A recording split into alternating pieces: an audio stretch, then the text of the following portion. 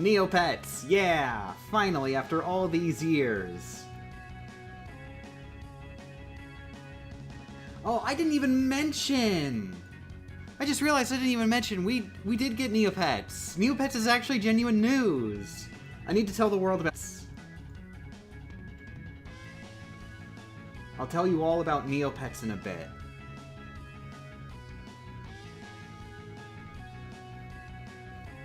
Well, so I'm not sure. I might need to reset the game because I didn't have my controller open before I... Yeah, I'm just going to reset the game just to be safe.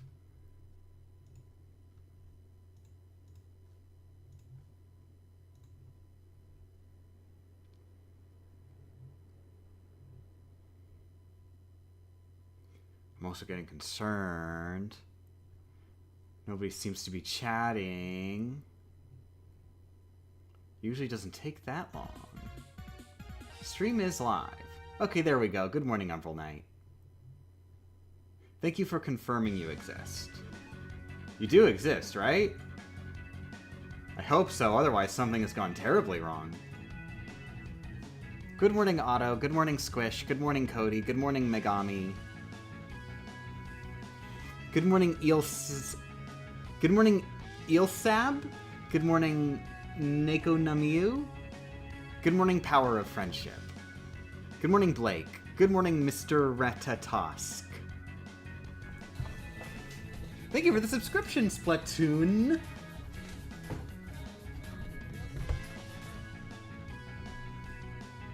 Yeah, good morning, everybody.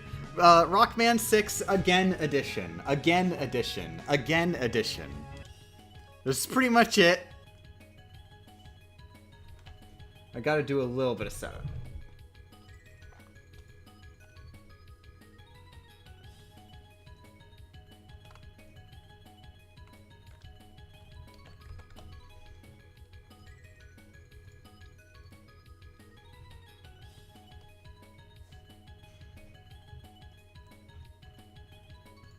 No, this stream is not AI yet.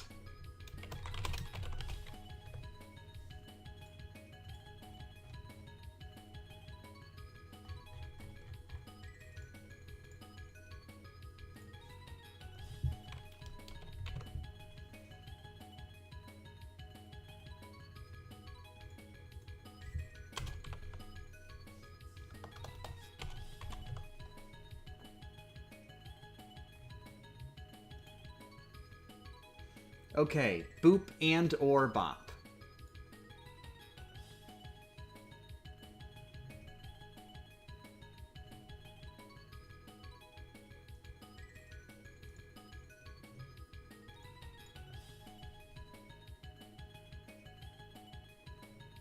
Okay, so if you were here yesterday, or weren't here yesterday rather, we did a really good run again. We got to the boss rush, and we got hit at Centaur Man, who I had saved for last in the boss rush, because I was afraid of Centaur Man, of course. And yeah, I got hit by Centaur Man. It was a very avoidable mistake. And then I continued the run. After that, it's just the final couple screens with the final boss fight. And I did it without getting hit. So we have officially a record of beating the game with one, well, not one damage, but one get damaged. One get damaged has occurred.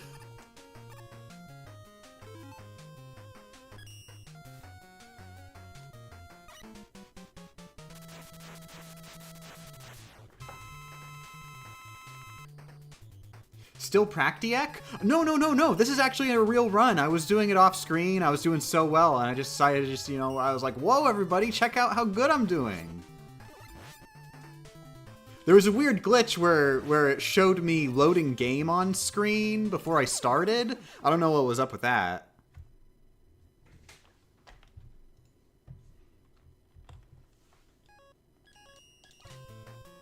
Oh, whoa, what a weird glitch that just happened.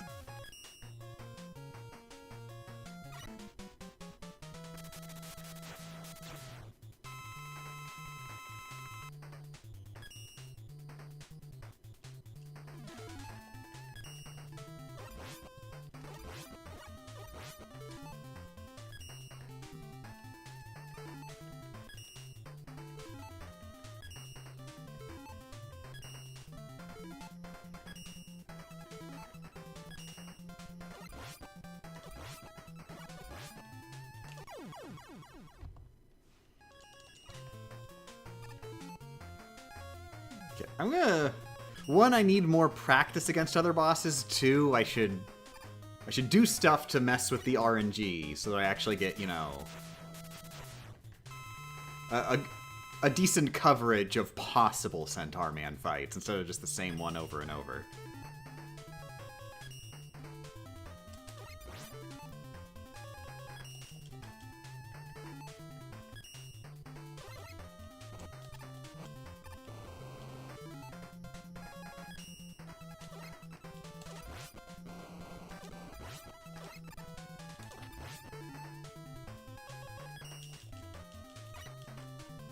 Favorite Rockman game? Rockman for the PlayStation Portable. Evil people call it Powered Up.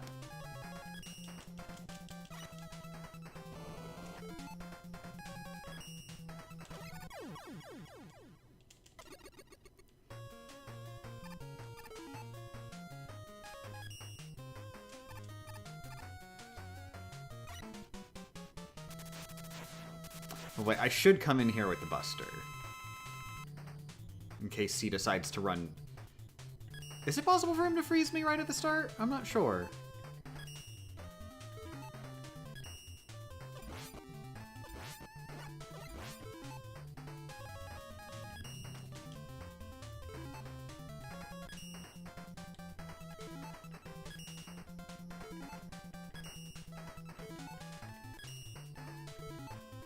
Why is called Rockman Rockman? Well, I can't say of the exact reason. It's kind of a cute name, and it's a cute game. But they do... I know that they play with that title, because on the title screen, it's called Rockman Rockman, but there's like over a dozen playable characters. And if you play as a different character, it actually changes the title of the game on the title screen. If you're playing as Cutman, you're not playing Rockman Rockman anymore. You are playing Rockman Cutman. And Cutman's right there on the title screen saying, Rockman Cutman. And it's very cute. And then, of course, if you're playing as Roll, it's Rockman Roll.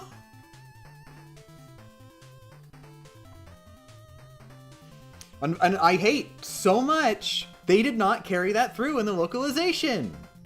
It's such a cool thing. They could have still done it. Even though they changed the title to have the Powered Up subtitle, if they could have just done, you know, instead of Rockman Powered Up, they could have done Gutsman Powered Up. They could have done that. They have the alternate title screens with the different voices, but they just don't change the title of the game. They, like, all of the characters just say Rockman Powered Up. Why? Why would you intentionally remove the cool, fun thing? Powered Up had that? Yeah, exactly. Exactly. Question mark. It did not. Japanese version did, but not in localization.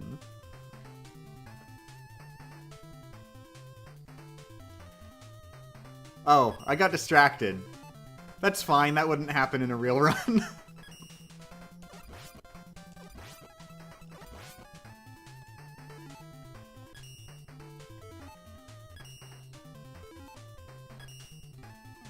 I think the localization needs to try harder. I will note, Powered Up is a really good localization. You can tell they did put in a lot of effort into it. The voice acting is actually just phenomenal across the board. Like, I don't actually have many complaints there. There's just that one particular aspect that was just like such a letdown. It has voice acting? Yes, Rockman has voice acting.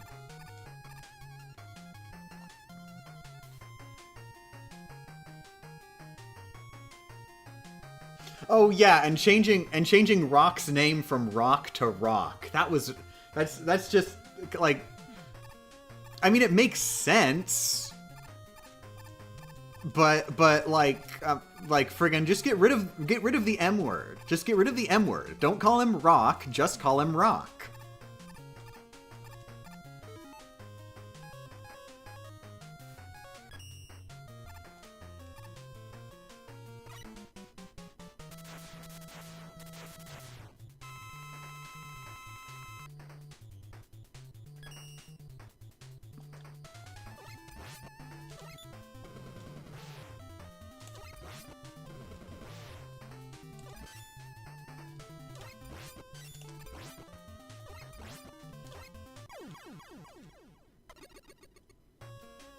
There was a dropped input there. That's why the flame shot fell short. Didn't matter.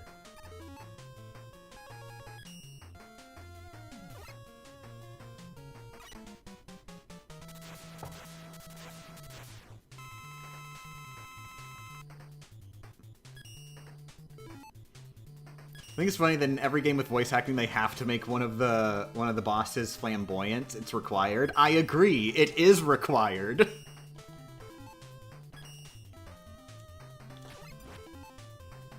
How frequently is one of them a pyromaniac? Because I feel like that's been pretty common too. Correctly.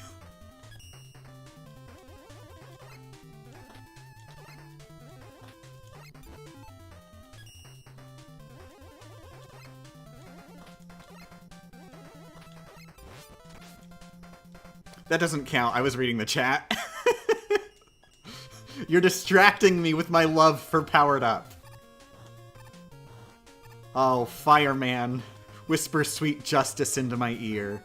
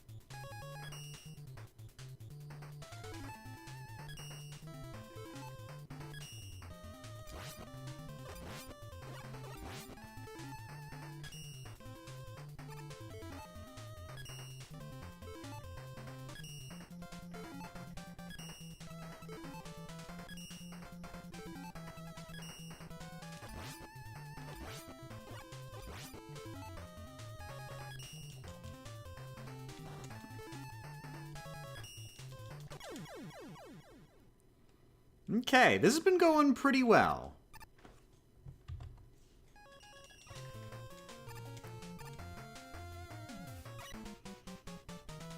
How many Rockman games have I done? Well, I guess Oliver just answered, if you're asking Damageless, like 1 through 5 Damageless. How many have I played, period? God, I don't know, check back loggery. A few dozen, probably.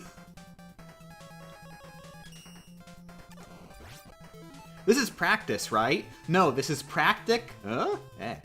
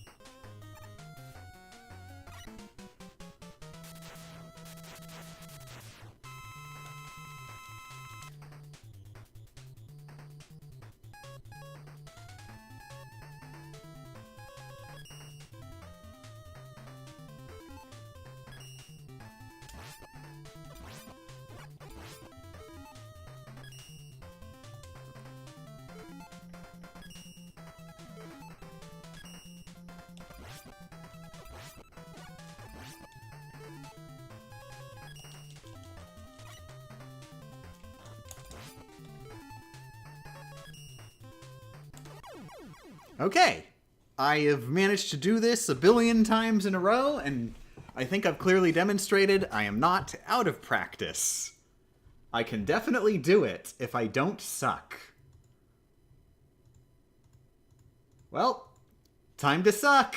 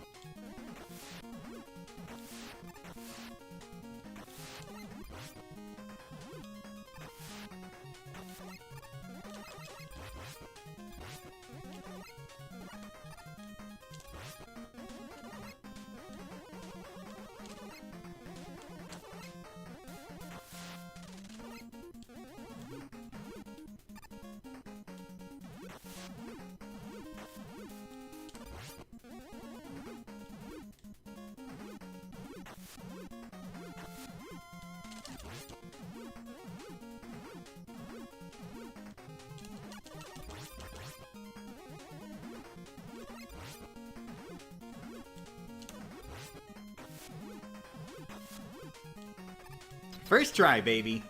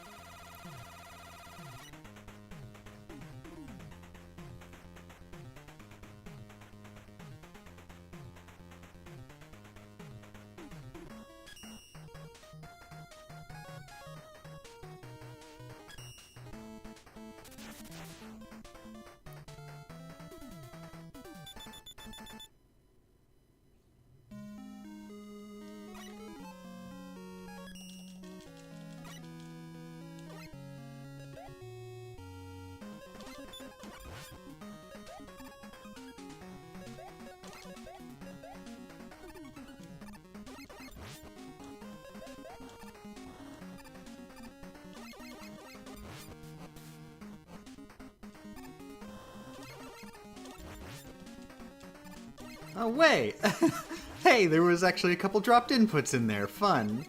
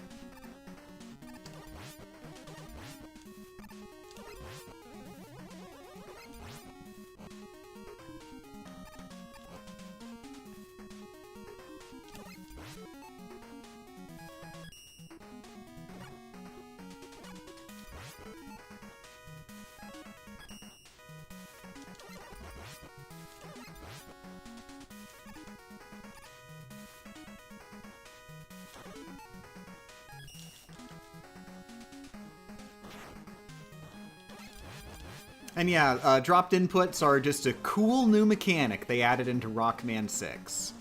You know, to keep the players on their toes.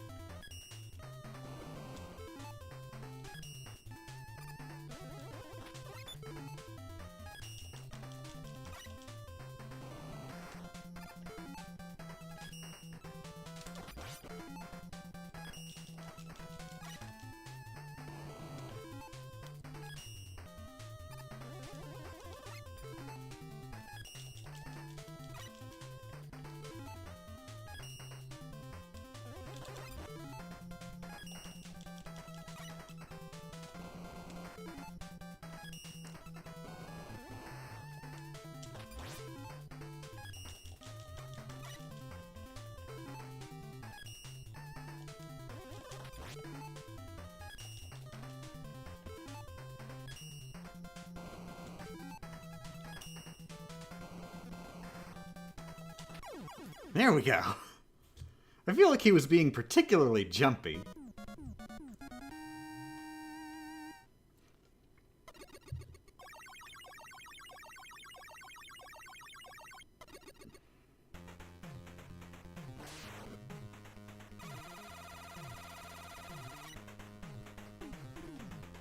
Is the RushJet adapter OP? I know for sure that RushJet was super OP in Rockman 3. I would not say it's as OP as in Rockman 3. It feels more like something like... A lot of the game is designed for you to have RushJet. It is like an infinite ammo flight button, but, you know, it sort of balances out that you can only shoot standard pellets while it's equipped. And also you can't slide. So you get a lot of vertical mobility, but less horizontal mobility, and also less firepower.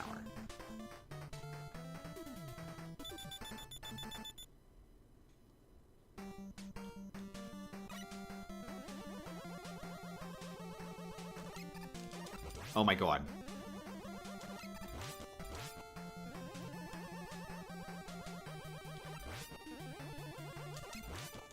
So yeah, it's very good, but I wouldn't say it's OP. It's more just something you're supposed to be using a large portion of the time in this game.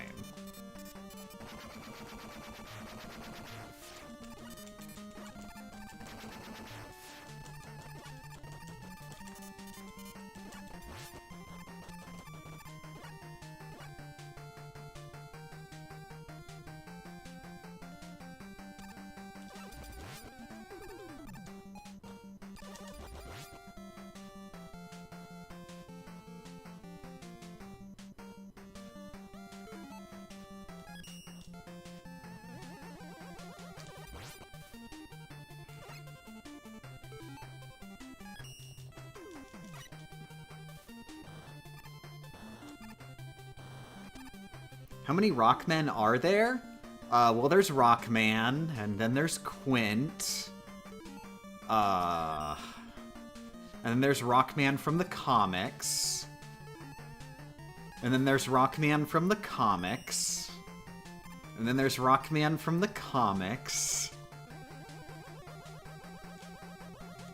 Rockman X? Rockman X is not a Rockman. He's just X.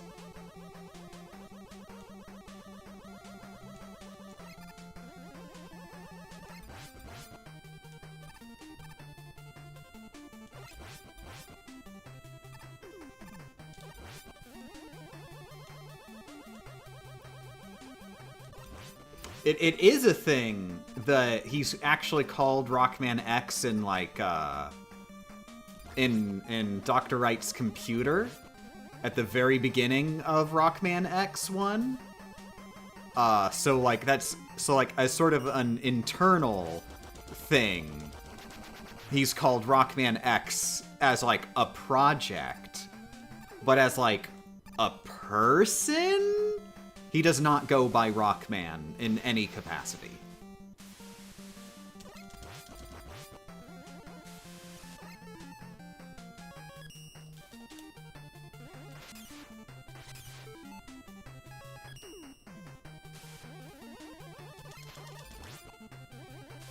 He's also technically made from Rockman, if I remember correctly. You do not remember correctly. There is no canon addressing of where Rockman Classic is in the X timeline. That is explicitly an unknown entity.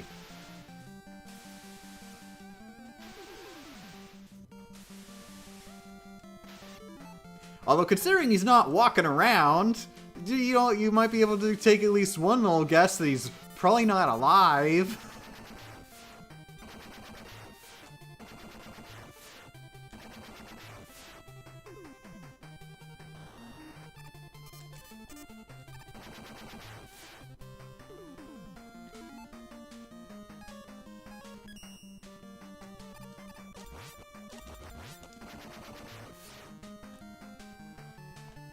There's a split timeline, right? One where Battle Network happens and one with Star Force? The opposite. It's one where Battle Network happens... Well, I don't know about Star Force, but it's one where Battle Network happens and one where the Rockman series happens. Basically, Battle Network is sort of a... Now, I wouldn't necessarily say it is a split timeline, because, like, there's differences in the lore that don't really match up with anything we see in the classic series. But, the vague concept of Battle Network is that it's a world, focused on cybernet, or... Cybernetics? I'm not sure that's the correct word. That's more like android stuff. It's a cyber world, whereas the Rockman world is a robot world.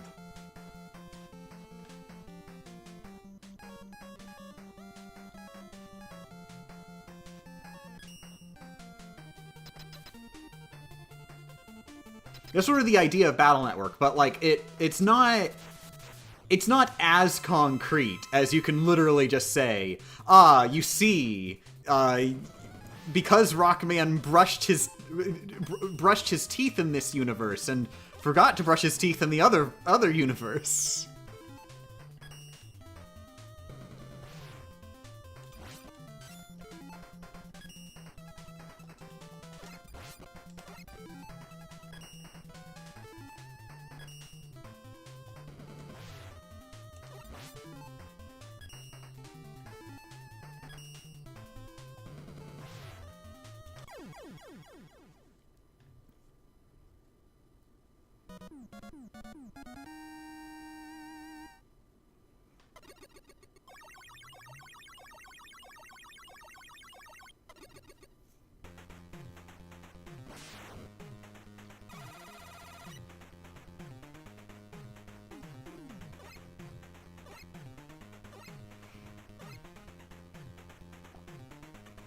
So this is a good first attempt.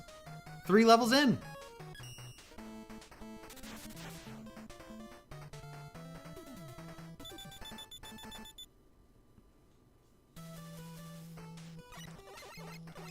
Now that I've successfully jinxed it,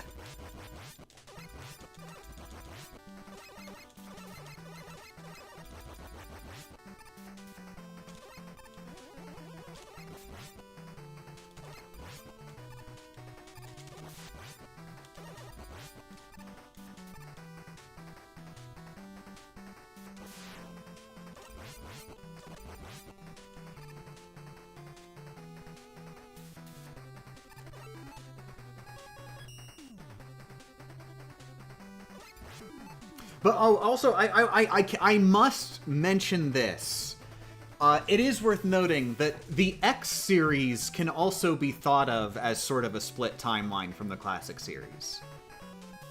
Which makes a lot of sense looking back. The fact that the series were running concurrently and that they never, ever, under any circumstances, like, link the two together in any really direct way.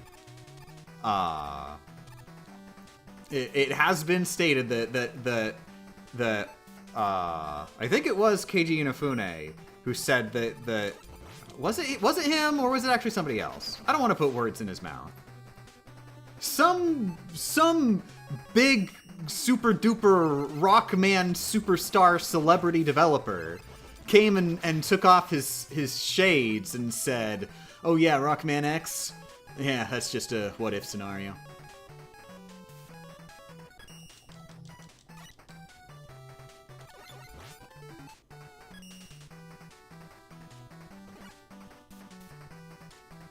Which I very much like that idea, because it's never really gelled well.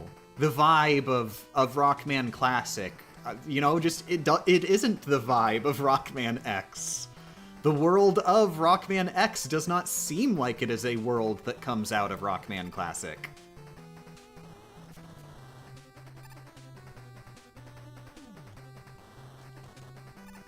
So I do like to think of it more as a what-if future, rather than an explicit canon timeline.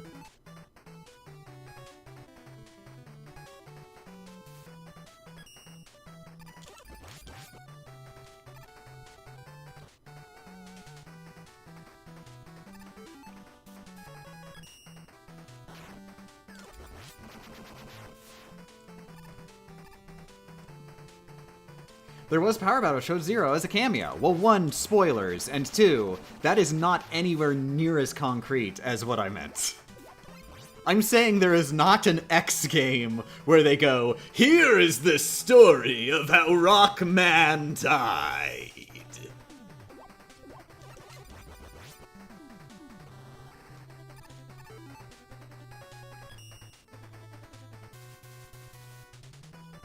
Like, they do little cameo things, and little teases, but they never actually go full on, "Here is the bridge between these two canons."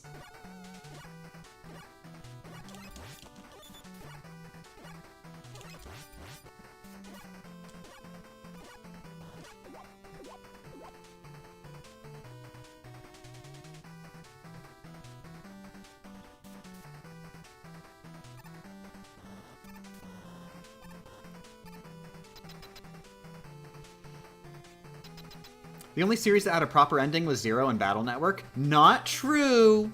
X5 has a definitive, canon, explicit ending that ends the series forever. Just because they made more does not change that.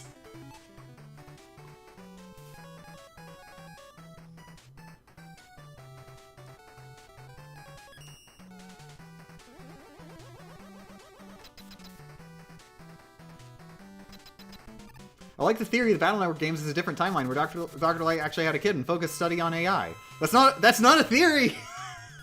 That is canon! They just say that in the game!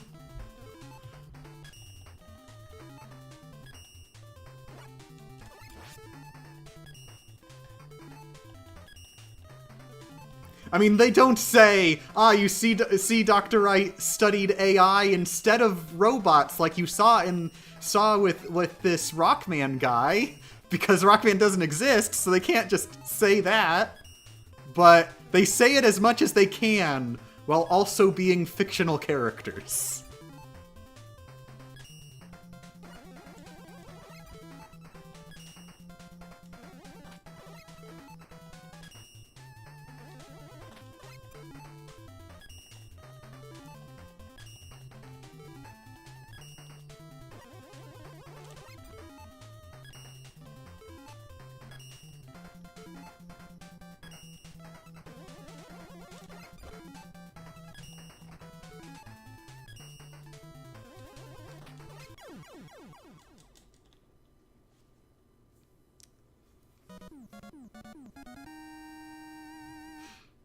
Also, I think there is an important thing to note, going back a little bit, about, like, you know, the X series continuing. Technically, the X series did not continue after X6.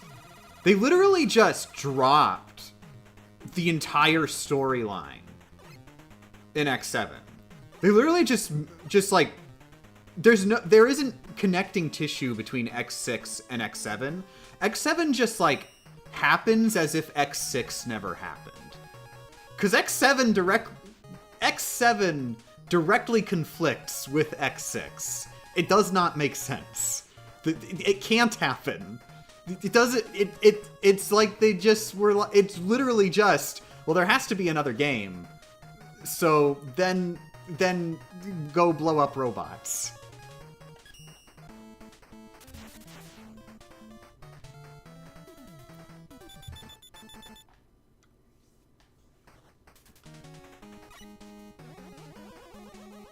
It turned my brain off, so I failed to see the contradiction. Okay, I'm just gonna go ahead and spoil it. Spoilers for the X series as a whole in general, but I'm gonna do big spoilers for, like, the second half of the X series. So number 1, Sigma dies in X5. Dies. Like, for reals. He actually dies for reals. And it is made clear that this is definitely an actual for reals death.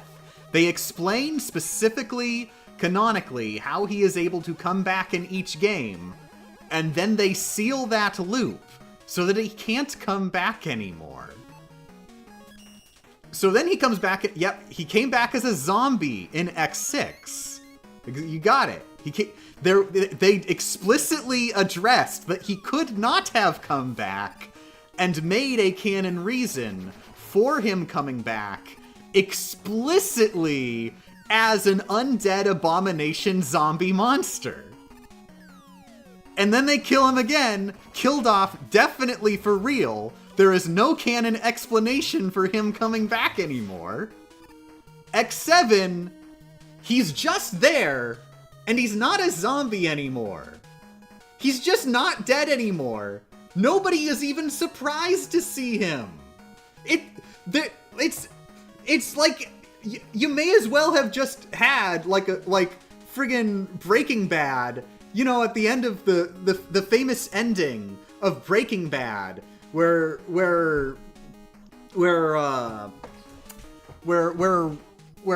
Walt goes, "I am the one who knocks," and then he takes out a gun and shoots. I'm trying to think of a fake spoiler.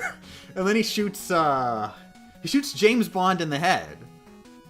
I couldn't believe that. James Bond is shot in the head and he's dead. And then, in Better Call Saul, the very first scene takes place after Breaking Bad, and it just shows James Bond walking into Walt's car wash and going, "Surprised to see me?" And then Walt says, "No." And then he just washes James Bond's car. They didn't even mention that he got shot in the head. There are zero Mega Metal. Somebody tell Mega Metal that I never said a real, actual Breaking Bad spoiler. In fact, it is probably better that you heard what I said than not heard what I said. You will get less information about Breaking Bad from hearing me say that than you would not hearing me say that.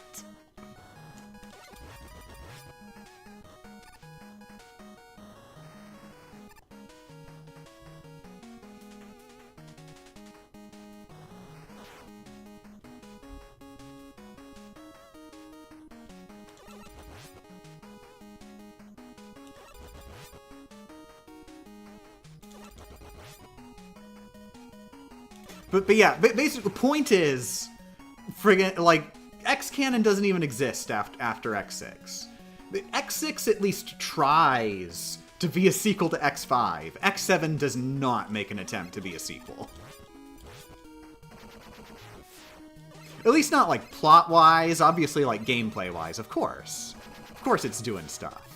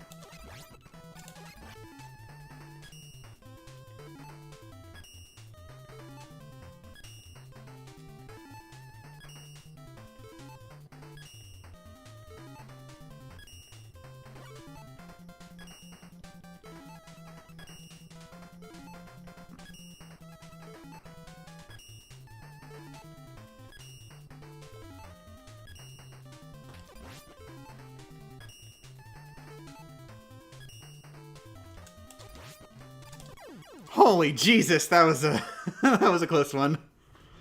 Woo.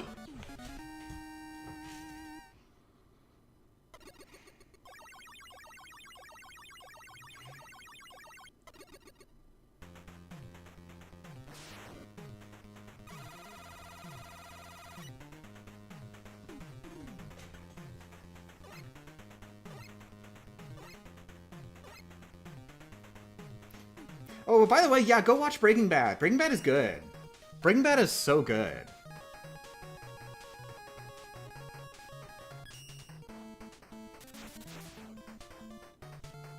Like, I feel like I'm some kind of loser for recommending Breaking Bad because Breaking Bad is, like, popular. But it's popular for a reason. It's good. And then, of course, once you're done watching Breaking Bad, go watch Better Call Saul. And then in the middle of Better Call Saul, go watch El Camino. Freaking, like, it's all good. They did the impossible and made a prequel to like a popular thing, and then like made the prequel like good, like genuinely just its own good thing, separate from the original thing.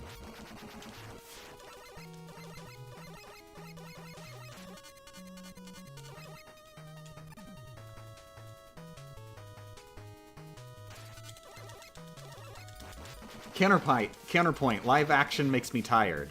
Breaking Bad is genuinely a cartoon. It is filmed as a cartoon. There is absolutely no logic behind me saying that other than I'm trying to trick you into watching it.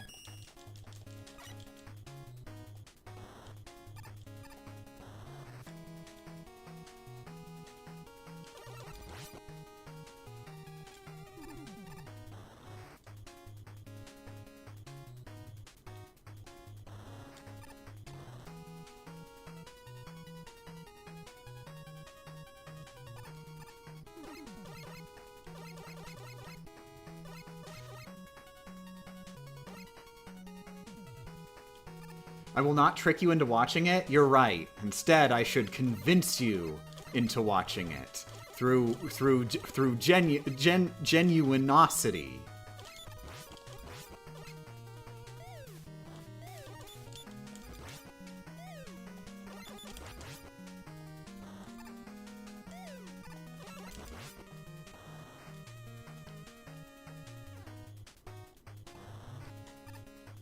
Aw, thank you for the thought, Eddie.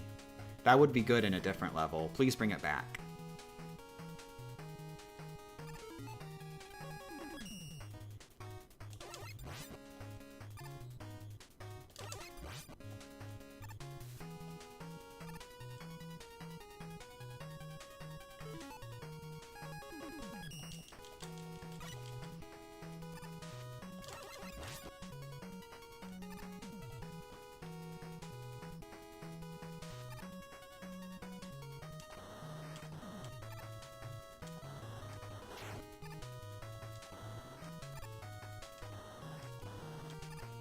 The OP live action had a lot of direct influence from the author himself. When I was first reading that sentence, I thought you were saying, like, the live action opening.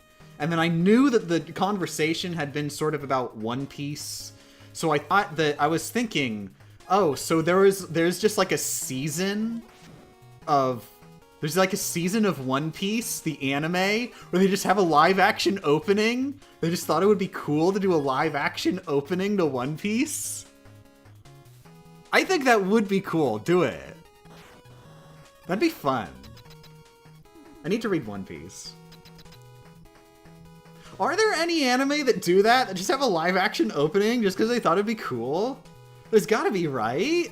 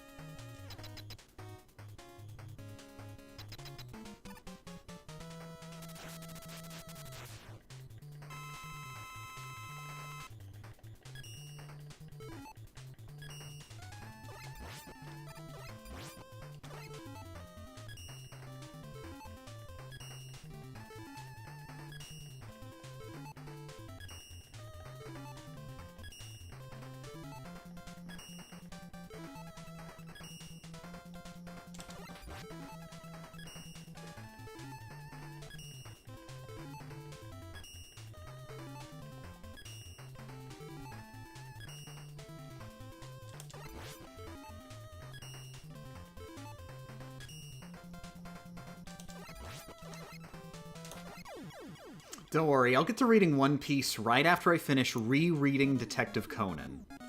I just started rereading Detective Conan, and I'm in the middle of Teenage Mutant Ninja Turtles. That too.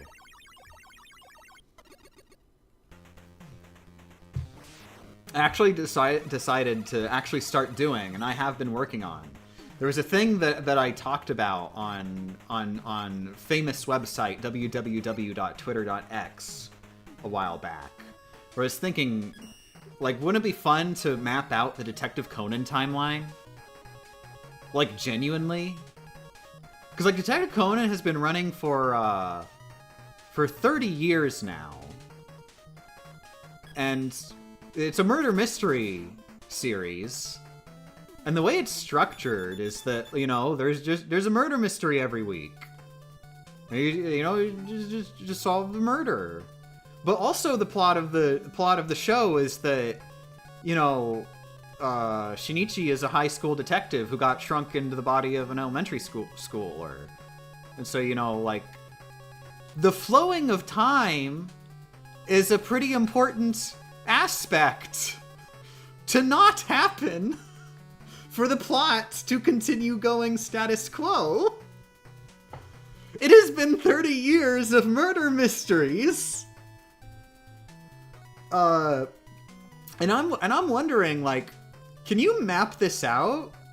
Is it genuinely possible to map out this entire series so that it takes place within real-world time? I am very interested in this. So I have been reading through Detective Conan from the beginning and just making notes of every time is mentioned or observable, from even stuff as simple as like a clock in the background. There have been moments where I'm like, bam, clock in the background. I know for a fact, based on the positions of the hands on the clock and context from the scene, that it is 7:42 p.m. We can place this on the calendar at 7:42 p.m. If ever there's a scene that takes place earlier than 7:42 p.m., I know it's a different day.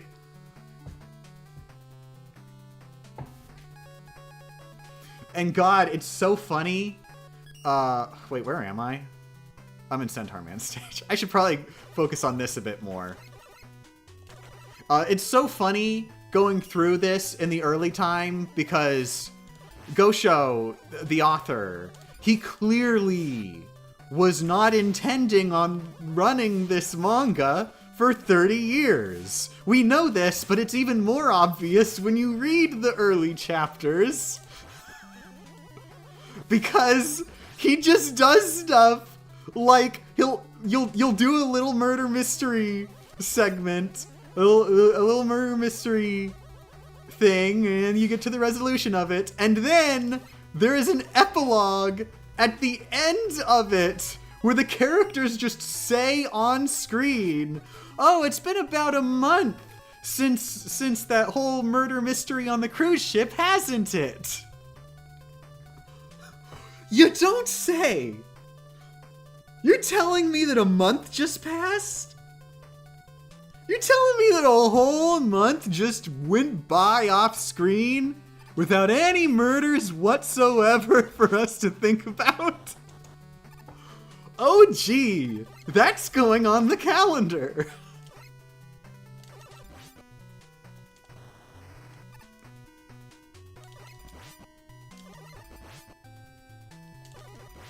About a year has passed in canon in the 30 years since the series started, and Gosho has already lost a couple months. He's got 12 months to work with. I'm on like chapter 25 out of over 1,000.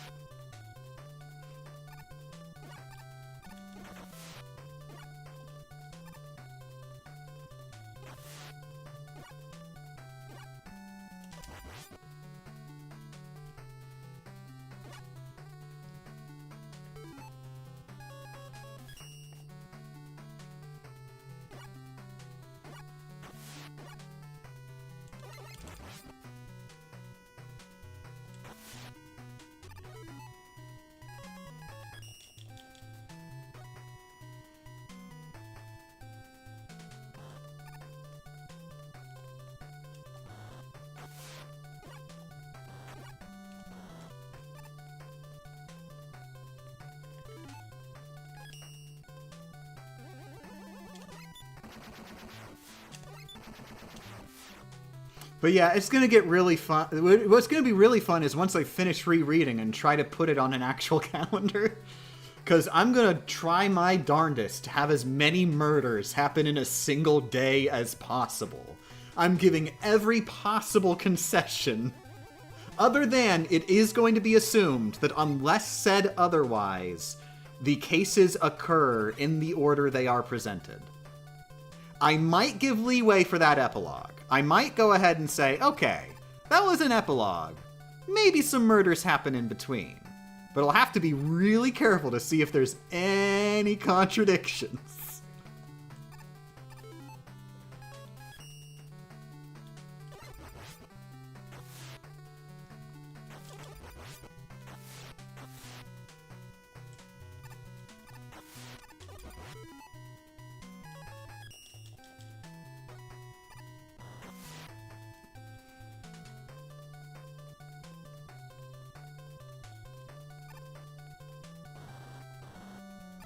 I always thought the adapter energy was glitched out. No, it's just not. It's just a smaller bar.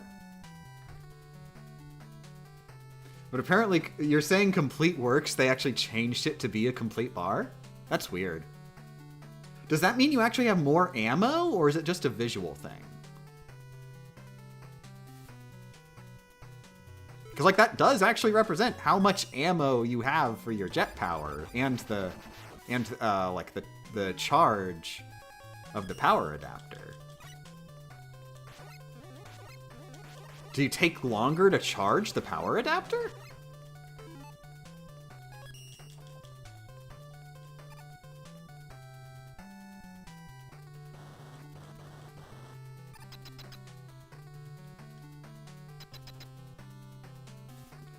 Almost sounds like a mad world of chronic serial killer shenanigans. Oh yes, turns out that there have been a couple thousand separate murders in Japan in this 1 year. And by total coincidence, genuinely coincidence for most of them, this one elementary school kid has just been around for all of them.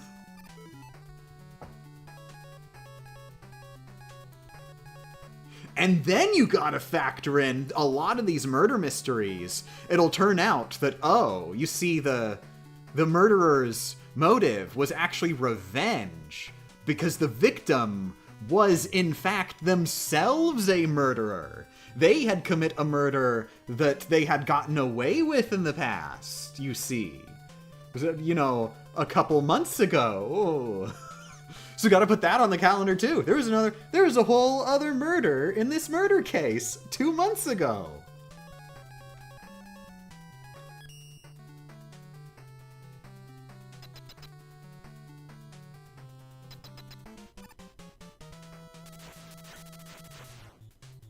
Hate to see the kid's therapy bill later. Oh, it's fine. He's a high schooler. High school students don't need therapy. Now, the other kids who like are in his friend group, oh, they're messed up for life.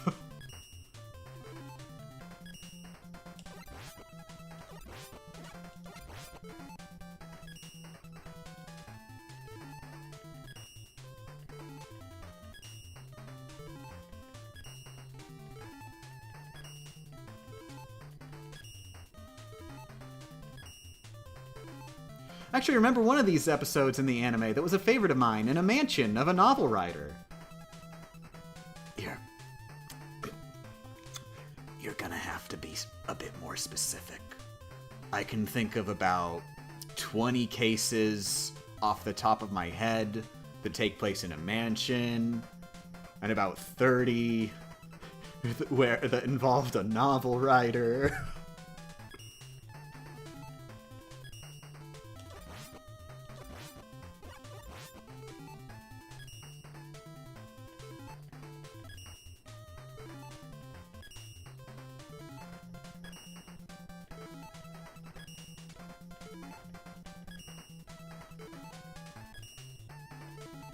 Well, don't share the solution to the murder mystery.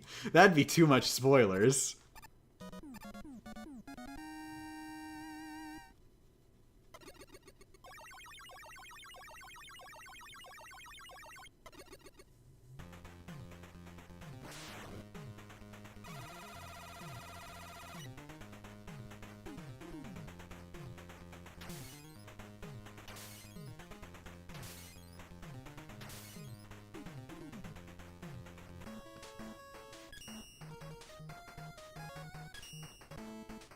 I just want to remind everybody, this is still the first attempt.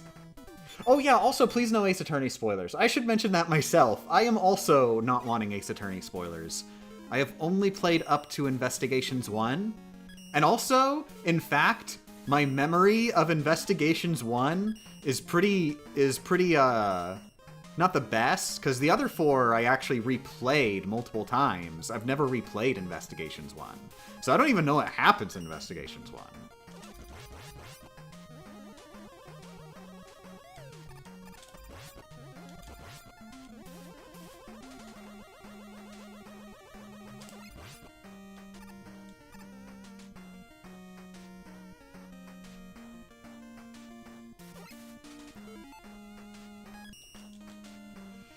The episode was in a mansion by the cliff of a horror novelist that dressed like Dracula with a closed room classic. It was clearly a murder, but the only exit was locked.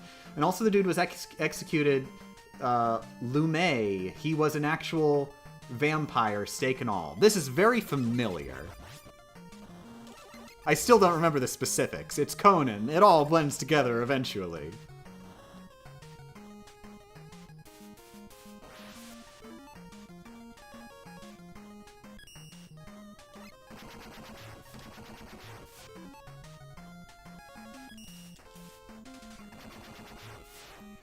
But also, I do want to note, he narrowed it down by saying, oh, there's a mansion on the cliff. Mansion on a cliff with a guy that dressed like Dracula. Probably at least 3 cases that could apply to.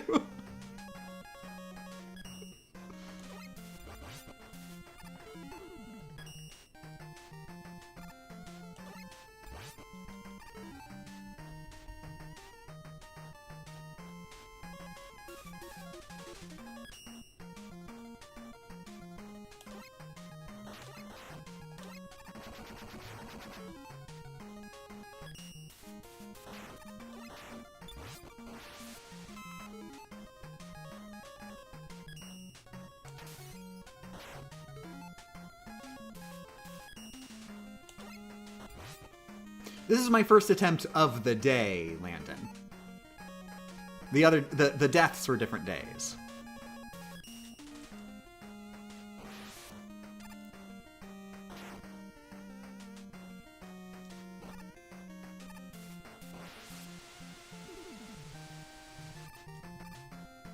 Oh, another screen nuke. Yes, Centaur Flash is a very good screen nuke. Because it just deals the damage instantly. And also is much more effective on enemies throughout this game than a lot of other screen nukes.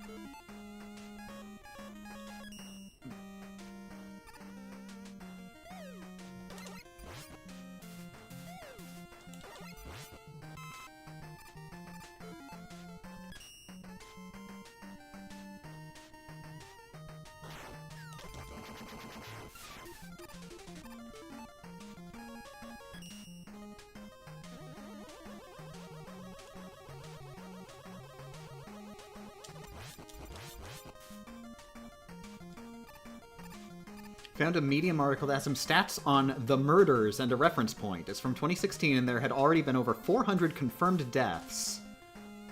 And it mentions in 2012, there were 118 murders confirmed by the police in Tokyo.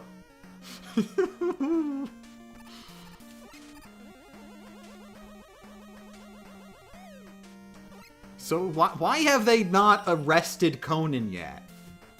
Why have they not arrested this child yet? It is so obvious that you don't need any more evidence. Nobody simply comes across 400 murders.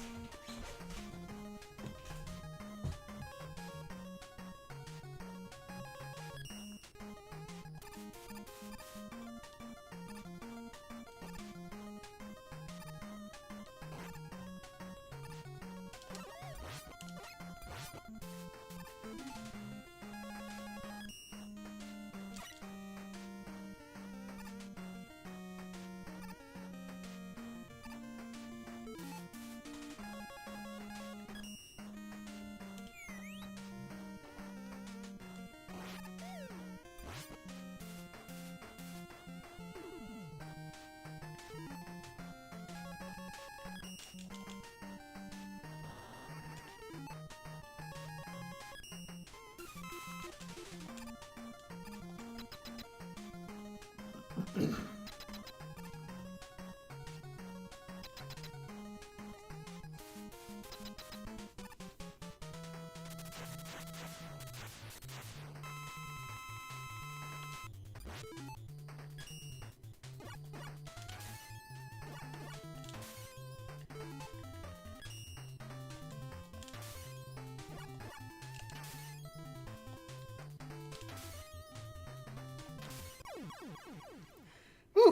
Initial 8 down.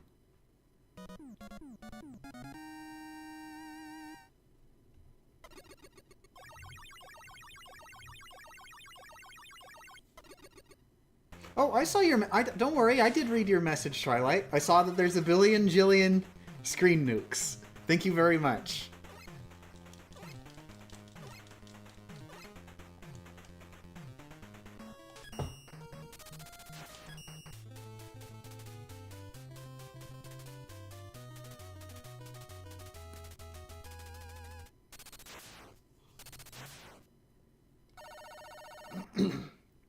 I do want to note, though, I'm tempted to include all of the, like, you know, the abilities that freeze everybody on the screen, because they are a very similar idea. They're used the same, even if the effect isn't, like, just a direct damage thing.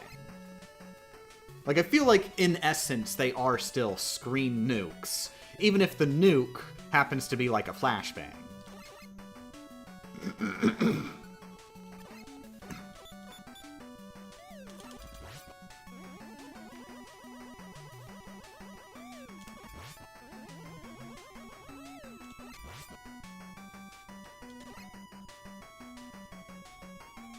How much of the game is the initial 8? There are 16 total stages. 12 if you actually believe Mr. X.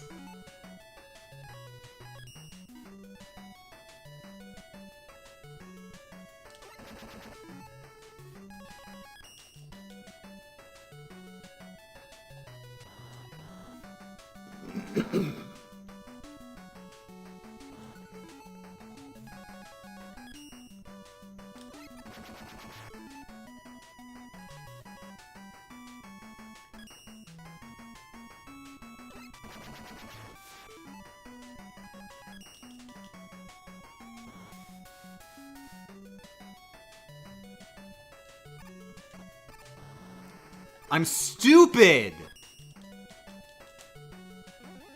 That's what I do after I've gone up there with Punch. Dang it.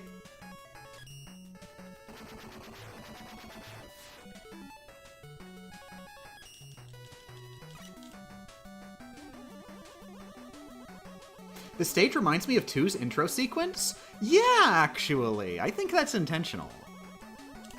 Oh, messed up.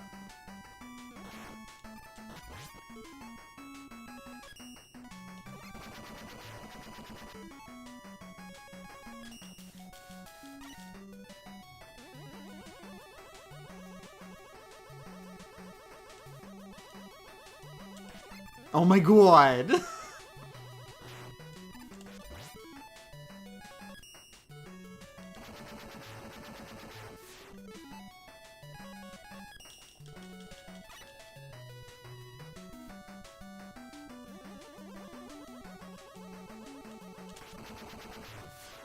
There we go.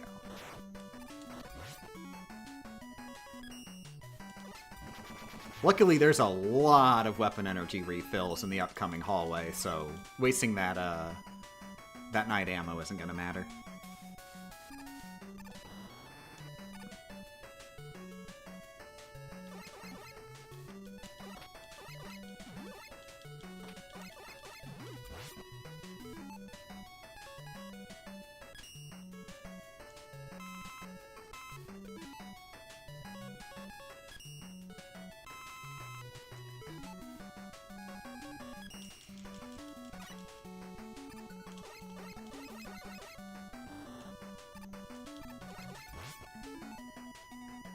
I do miss the rush adapters. They're okay, but honestly, I am more partial to the like mobility rush items instead.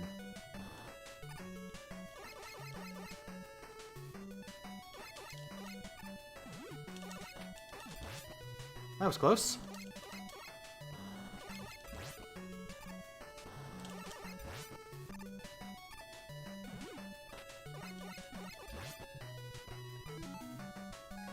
Jesus. I shouldn't have let that happen. That was way too close. Whew.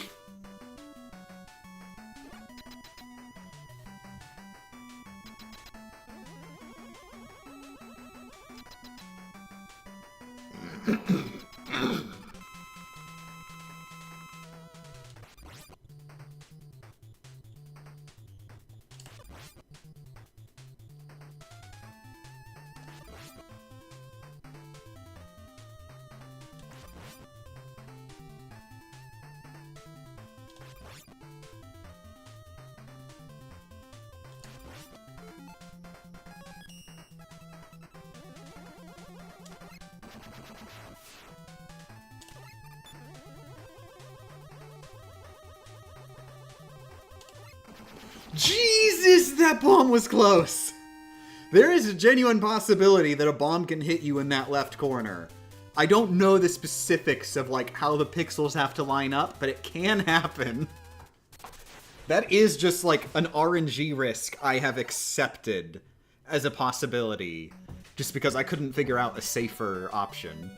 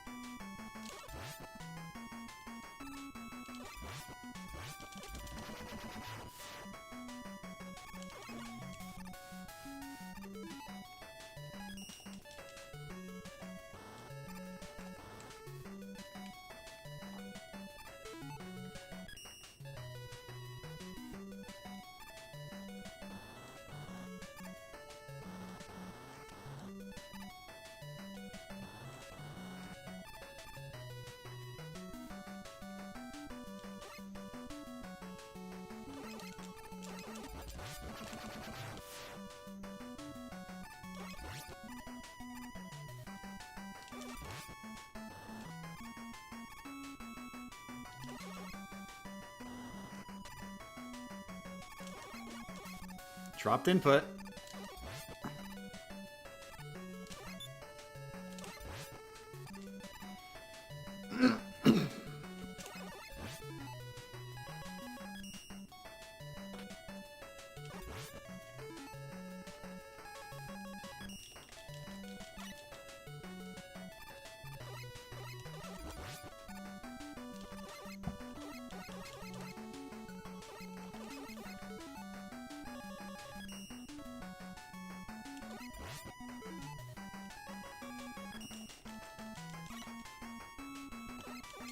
Which hitless run has been my favorite so far? Rockman 3, do you even have to ask?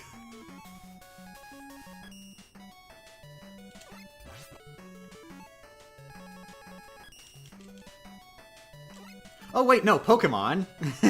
I was thinking just Rockman, but if we're including all of the Damageless runs I've done so far, Pokemon.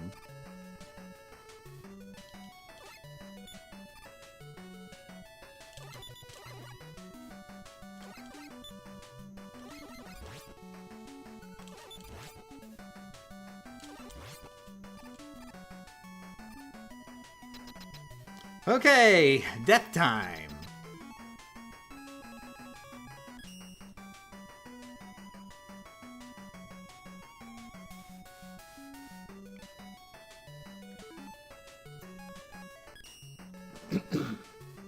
Rockman 3 and Pokemon make sense. I forgot how much you enjoy suffering.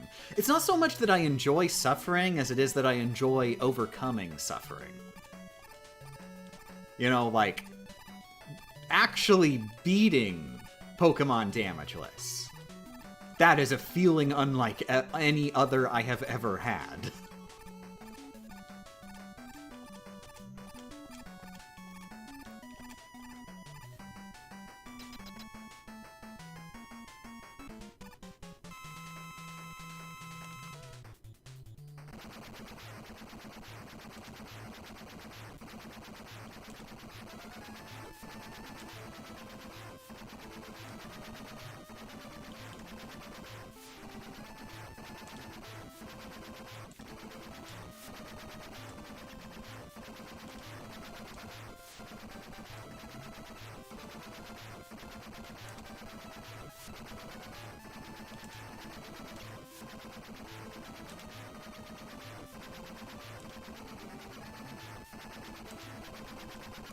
Oh, there were some very close bullets in there. I would have gotten hit if I weren't sliding.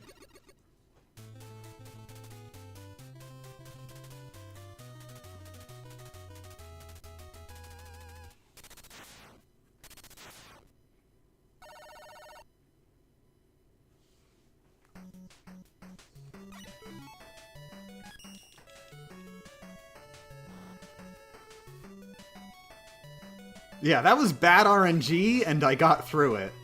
Yay.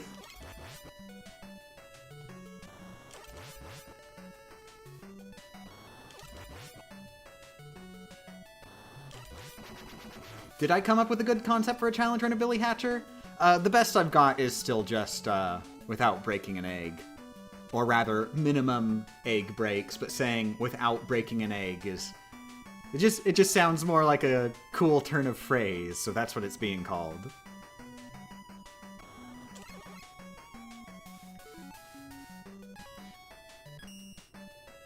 Remember coming up with a few that sounded interesting on paper, but in execution were impossible. If they're interesting, please let me know. I love Billy Hatcher so much. I want to do something interesting.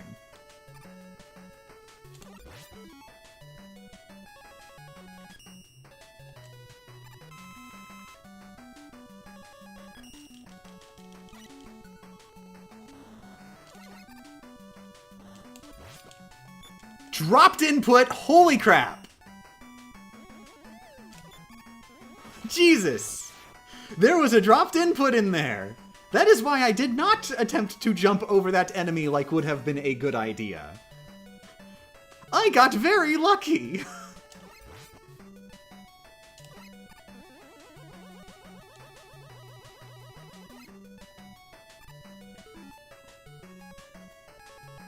Screw it. Thank you, Beat!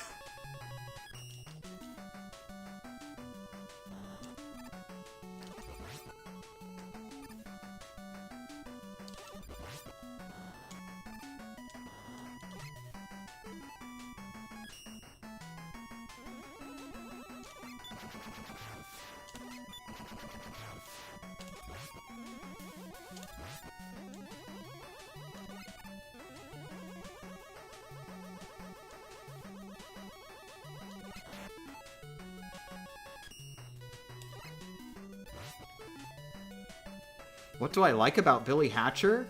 It's one of those very special games where the feeling of just moving around is total bliss. It has a unique control scheme unlike any other game I have ever played that feels really, really, really good, to the point that I think about it even when I'm not playing the game. It's got the Splatoon effect. I will also warn, you say you want to play it, so apparently you haven't played it. I have heard a lot of people hate the controls of Billy Hatcher. I feel like I live in a Bizarro world, because that's impossible. But that's what a lot of people have said on Retro Achievements, you know, since like a lot of people were playing it for Retro Achievements since we just got GameCube support. A lot of people were saying, like, oh, the controls are terrible and clunky, and I am exactly opposite. I'm like, what? They're so good and so unclunky.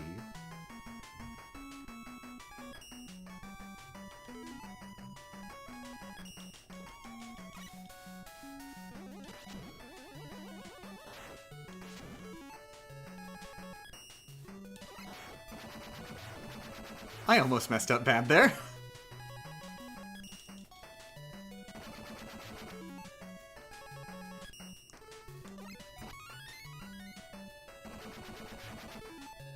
Brief ideas I had for Billy Hatcher. Beat without egg rolling. Obviously, definitely impossible to such an extreme degree that even trying to find a minimalist would be like, we only had to do 147 egg rolls.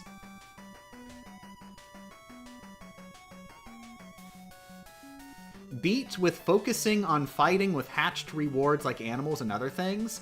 That one seems a bit too vague. I'd rather go for one with more something that has more concrete rules.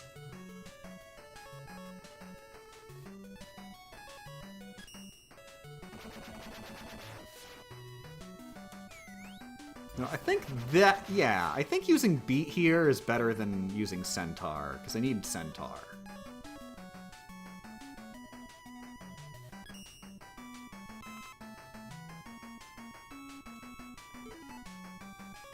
Oh, yeah, also, I didn't even mention, I was just talking about, like, oh, my favorite thing is, like, just how good it feels. Also, it is vibes all around. It is 2000s Sonic Team vibes. Every little tiny detail of every animation looks magnificent. Like, it is a game that bleeds vibes.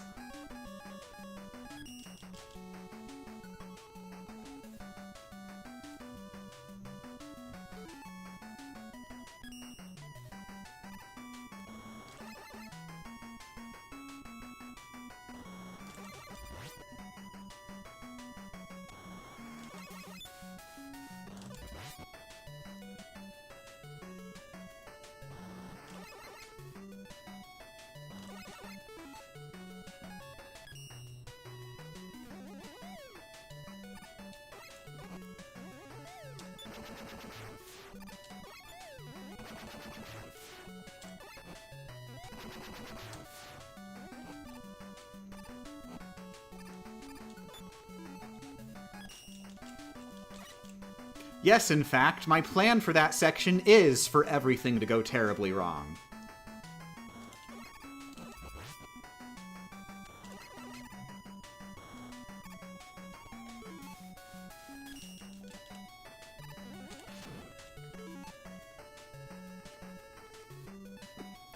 It is worth noting, Josh, there is a very important, like, emulation issue with Billy Hatcher. Google, like, the Dolphin Wiki page for Billy Hatcher, and there should be a little mention of, like, a graphical issue that affects shadows and text. That all you have to do is flip a little, like, switch in the graphic settings, on Dolphin, and it'll fix the shadow issue so you can properly see shadows as they're supposed to appear, and also text will display properly. Unfortunately, I could not find a way to just change that permanently, so you have to change it every time you boot the game up, but it is pretty important, especially, like, there were people who were having a lot of trouble later in the game because the game does have shadows, so that you can know, where the ground is below you. It does platformer shadows like that. And there is an emulation issue where if on the default settings, those shadows will not be there. Hope you've got really, really good depth perception. With an asterisk, because that's not how 2D images work. Good depth interpretation.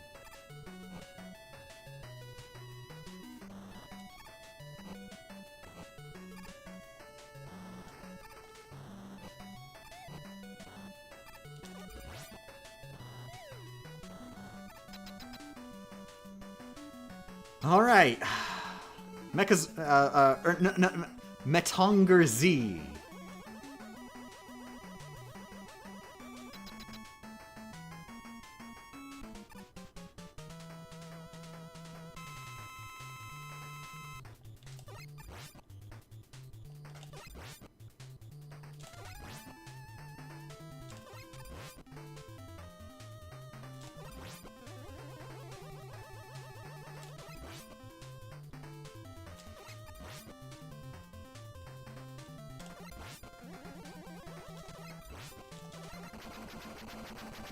Whew.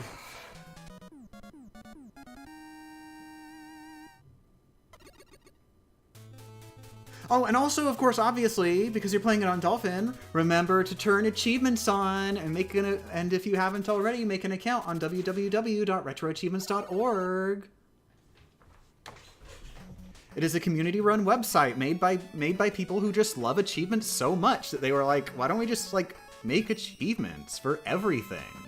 And they've been doing it, and it's super cool and the best community ever. They do not pay me to advertise it. I advertise it of my own volition because I love it.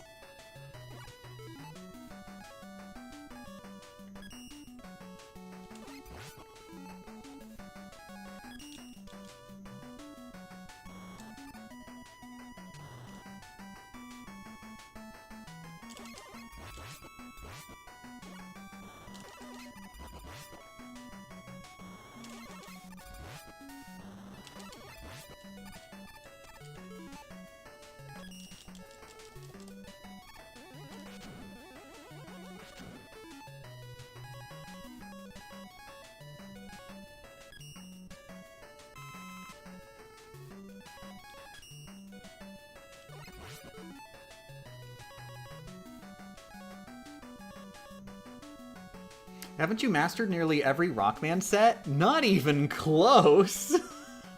There's a lot of them, but I'm working towards it. I want to do that. I can't guarantee I'll do all of the, like, super hard ROM hacks or the bonus sets. Those bonus sets are ridiculous. Would you believe that they want you to beat Rockman 1 without getting hit?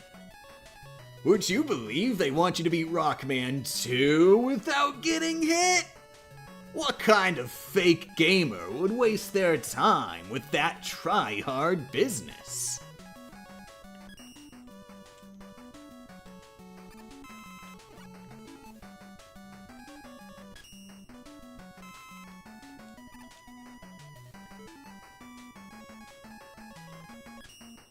It's very unfortunate that I insist on doing everything in on official hardware. Since Retro Achievements is all emulated, I've kind of put myself in this position where, like, even if there is an achievement, I can't get it.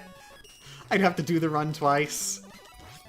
I still am not comfortable with going on an emulator for these challenge runs, though. Like, that's not changing.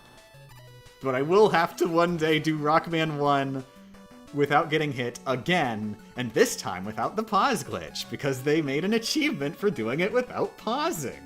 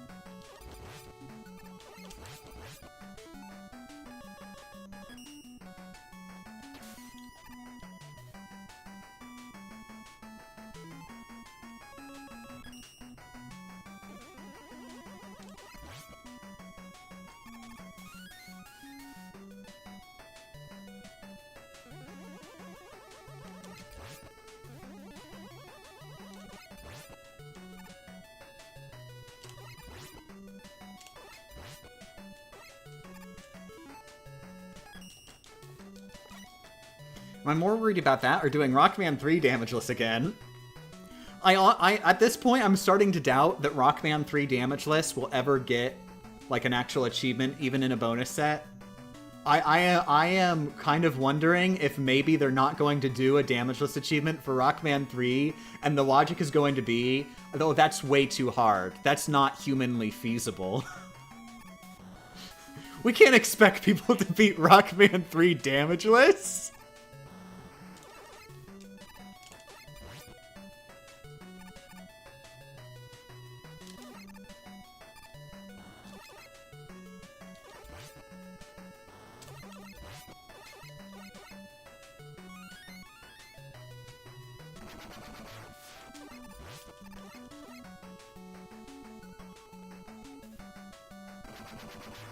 Can you beat Billy Hatcher with as few courage medals as possible?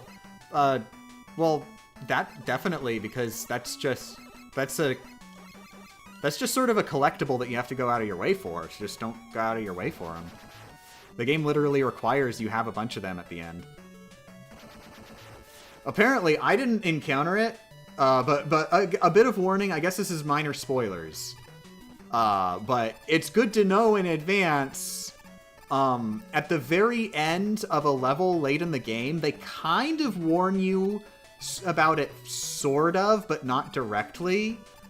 There's a level where you get to the end of the level, and there's a locked door, and there's a character saying, "You should collect a lot of the optional collectibles in this video game in order to open this door. If you don't have enough, tough." And you literally just can't beat the level unless you have been a completionist and gone and gotten a bunch of collectibles. I didn't encounter any issues with this because I was being a completionist and finishing every single level up to that point. But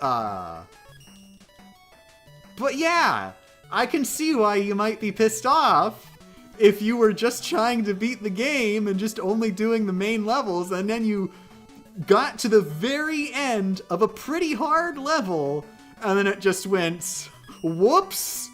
Unfortunately, you tried to play the level. You shouldn't have done that.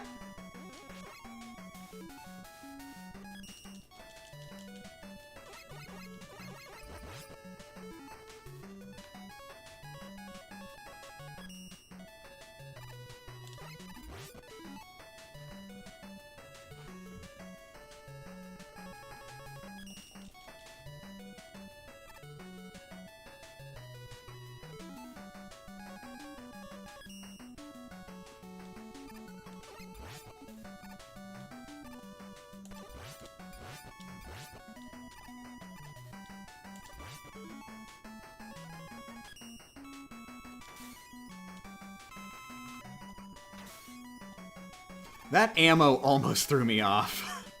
Whew. On the bright side, I am not going to have to do as much grinding in the next level.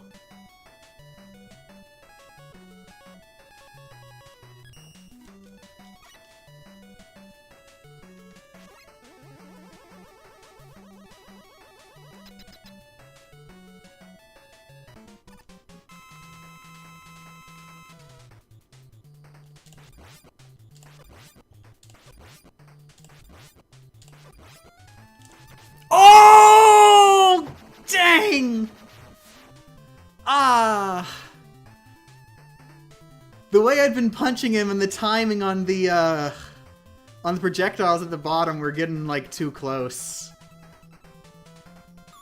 I shouldn't have beaten him. I should have just died so I could practice there a little. Dang.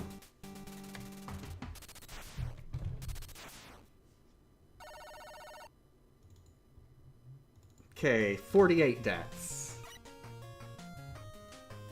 Okay, I'm gonna take a bathroom break. That is not... I'm gonna go ahead and do another run.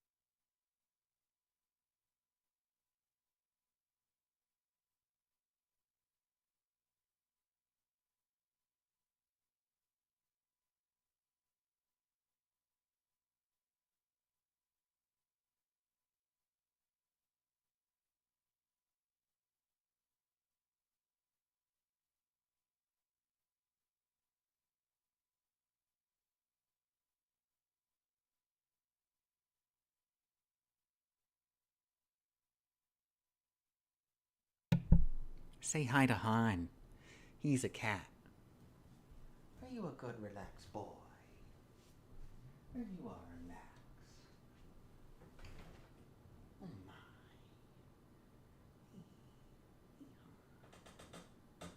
Why don't you lay down here? Why don't you lay down here?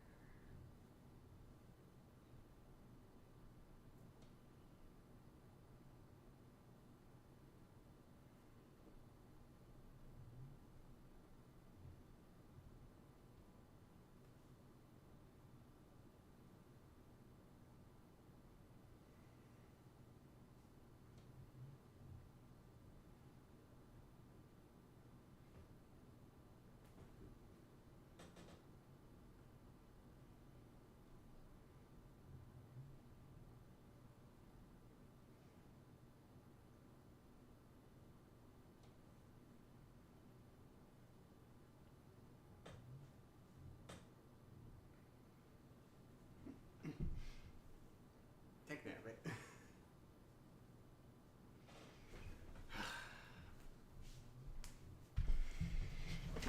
Trying to give him his inhaler, but he's being very fidgety. I'll have to try again in a bit.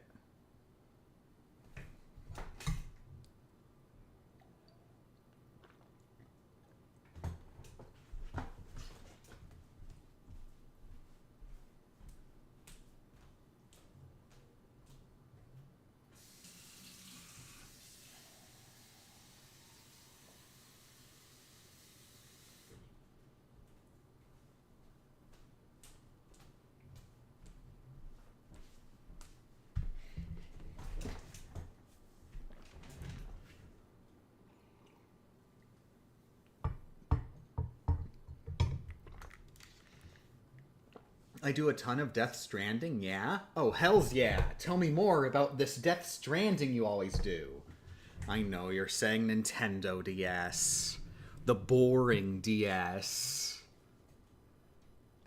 Oh well, good morning. Who's ready for attempt number 2? The stream has been going on for an hour and 47 minutes. I'd say it's pretty good that it's only attempt number 2. That's a good sign.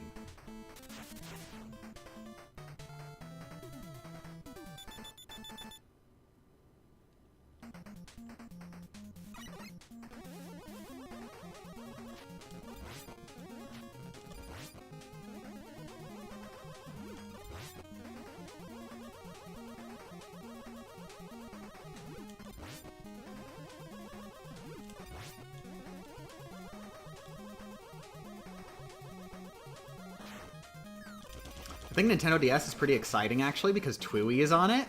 Oh, heck yeah. Twiwi, Owendon and Elite Beat Agent, Henry Hatsworth.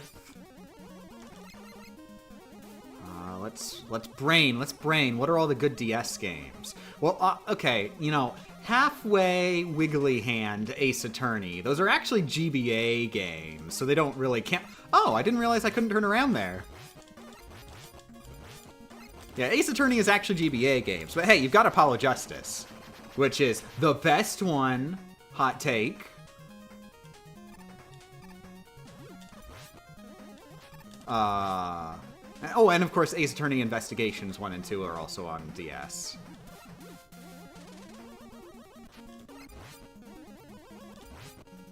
Pokemon 2 is on the DS? That's not true. Pokemon 2 is on the DS.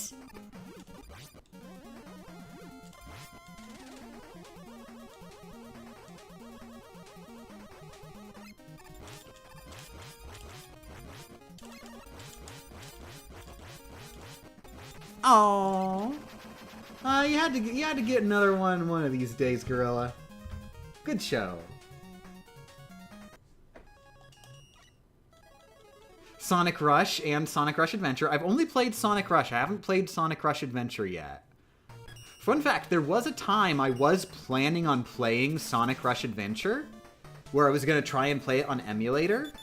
But at the time, DS emulation wasn't quite there yet, so it didn't actually run well enough. And I was like, oh, I guess I won't play it then. Pretty sure it's good. It'd run just fine nowadays.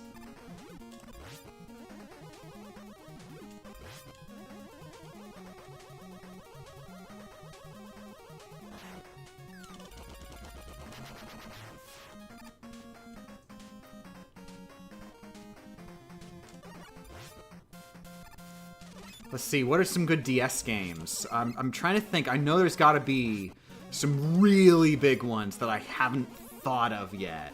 Some, like, really big, like, oh my god, that's right, this Nintendo DS game that I love more than anything else in the world. How could I forget you? Oh, the Azuna games. Azuna 1 and 2. I love the Azuna games.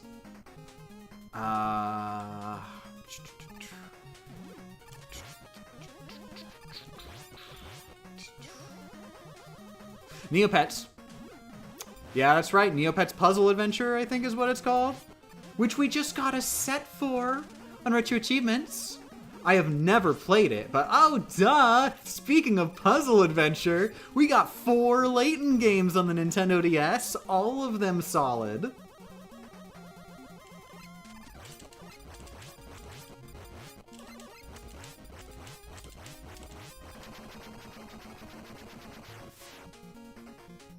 God, yeah, I've been replaying the Layton games recently-ish, and just they are fantastic. Friggin' imagine like making a brain teaser collection, and then during development of this brain teaser collection, they go, "Hey, wait, what if we tried? What if like we actually tried though?" An idea that nobody has ever had while developing a brain teaser collection.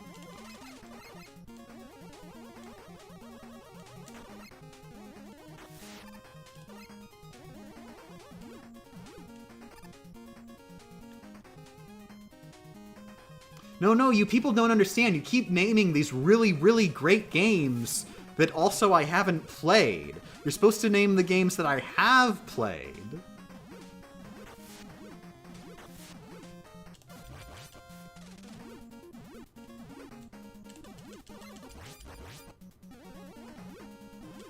But yeah, no, I'm joking. Just keep saying all the games that you love for Nintendo DS. You'll probably convince somebody to play them. And also, or accidentally remind me of one.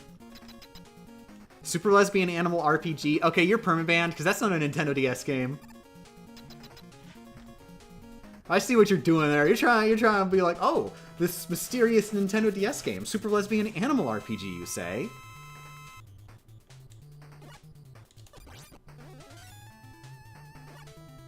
There's probably a DS Yu-Gi-Oh game.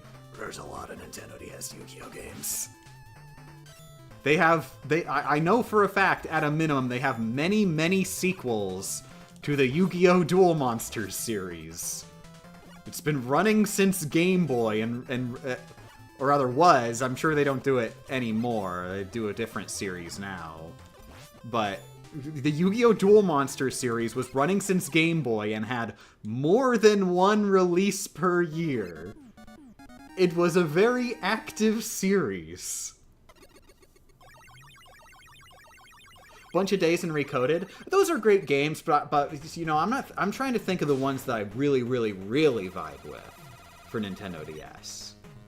And probably ones that are more DS specific in the ways that they are good. Because Bunch of Days and Recoded, they're cool games, but they're not like Nintendo DS games. They're just games that happen to be on the Nintendo DS. You know?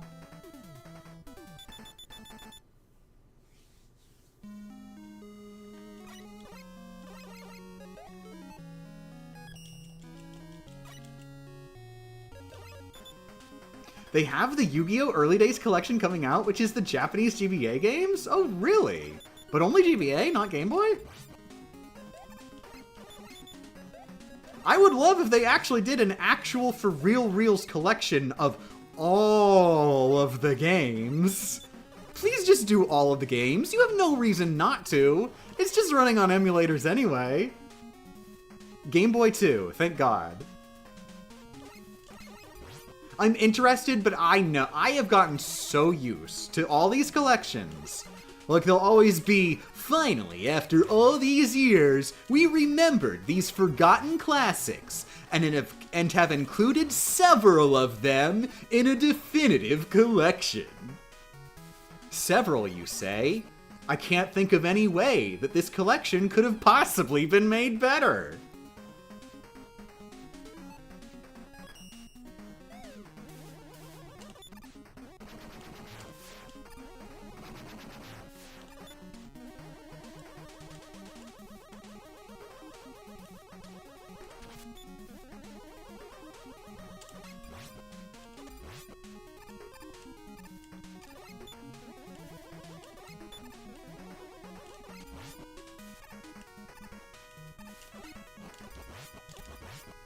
Dropped input.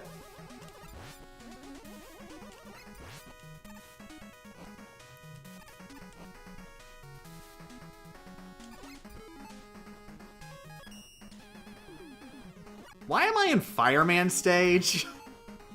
I got so busy with DS games, I have apparently beaten a level.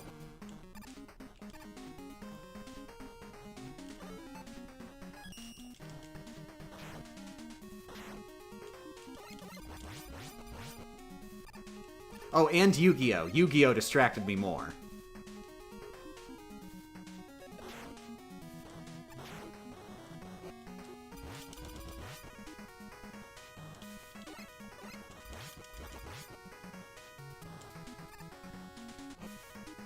I feel bad when I let them actually burn the oil. Makes me feel like, you know, I'm getting the bad ending. Because they've destroyed the ecosystem.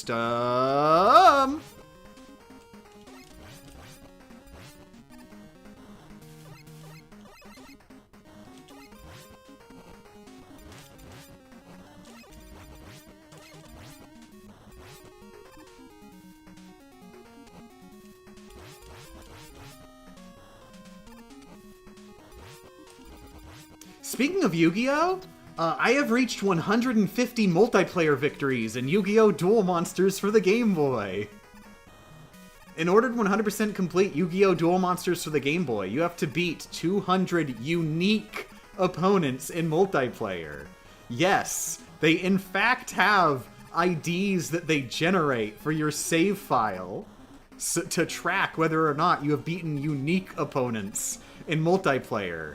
And in order to get all of the multiplayer rewards, you need to defeat 200 unique opponents.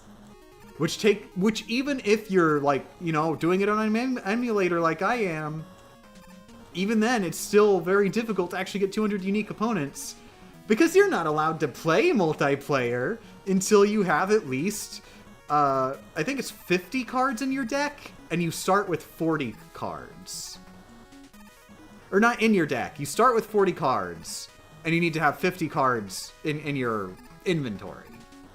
And so you have to actually go win 10 battles just against the AI before you're even allowed to play multiplayer. Are you net playing people? No. I've just been playing against myself. I have done this 150 times. Which, keep in mind, means winning 10 battles each against the computer. So far, I have done 1,500 battles against the computer to create those save files. And then plus an additional 150 link cable battles against myself. Can't you use the password system? 1. I consider the password system cheating. 2, that is not how the password system works. The password system in the first game only gives you a few specific cards. There's a few specific cards that you get by using the password system. And so 2 things. 1, I consider that cheating because you do not need to enter those passwords to get those cards. You do need to input those passwords to get them in the first game, period, if you don't play any other games. But they very intentionally made it that you can acquire all of those cards in the sequels and trade back from the sequels. It's one of those games where you can only 100% it through help of the sequel.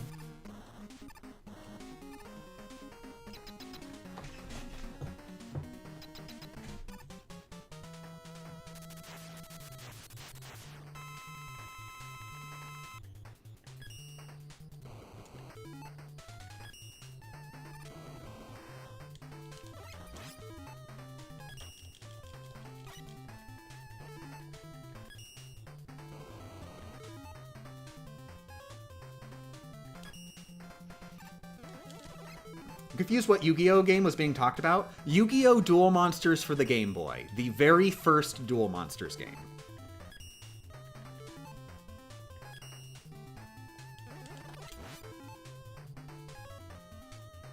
If it helps, it was Japan only, so it is not the first Duel Monsters game you're thinking. Ah, dropped input!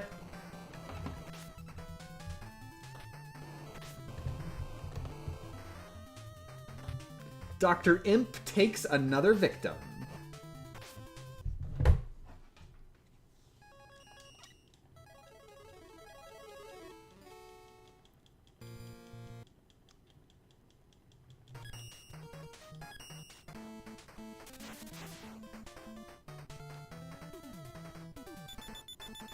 But yeah, unfortunately, fun fact.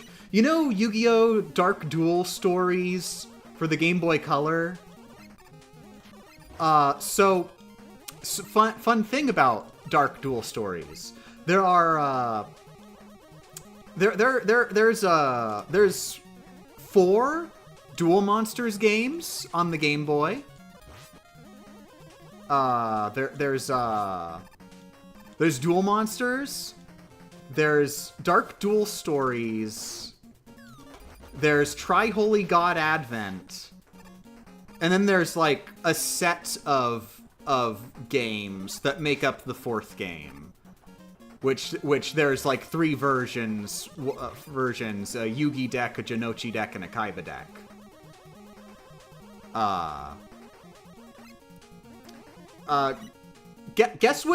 Guess which of those games is Dark Duel Stories in English? The 3rd one. It was the 2nd one in Japan. But then when they decided to localize the 3rd game, Tri-Holy God Advent, and they were like, we can't call it Tri-Holy God Advent. What will the kids think if they hear the word holy? No. We're gonna call it Dark Duel Stories instead. Just, on purpose to make things as confusing as possible, they used the subtitle of the 2nd game, which is not this game. Meh.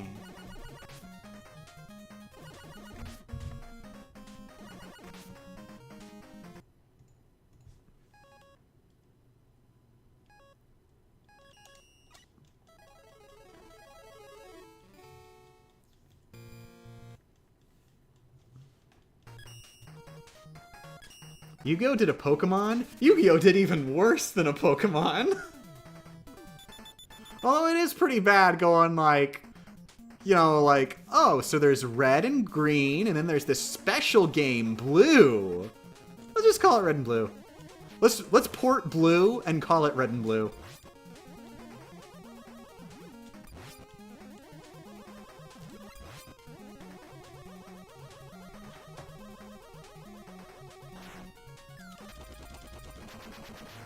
It's also worth noting, just because they're evil, when they brought over Tri-Holy God Advent as Dark Duel Stories, they removed the ability to link cable with the other games. You can only link cable with Tri-Holy God Advent and not anything else. In fact, I'm not sure, but it might even be region locked, that you can only link with English Tri-Holy God Advent, aka Dark Duel Stories.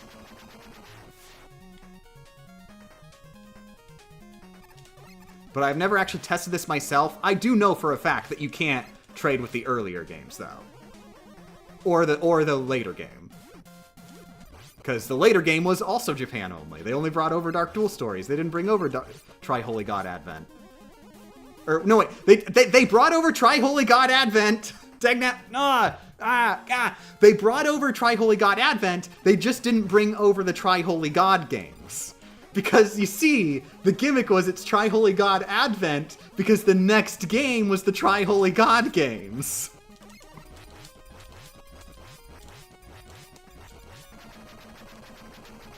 Imagine if they called Banjo-Kazooie, they gave it the subtitle, Banjo-Kazooie, Stop and Swap. And then the next game was Banjo-Tooie, and that's the one that has Stop and Swap in it.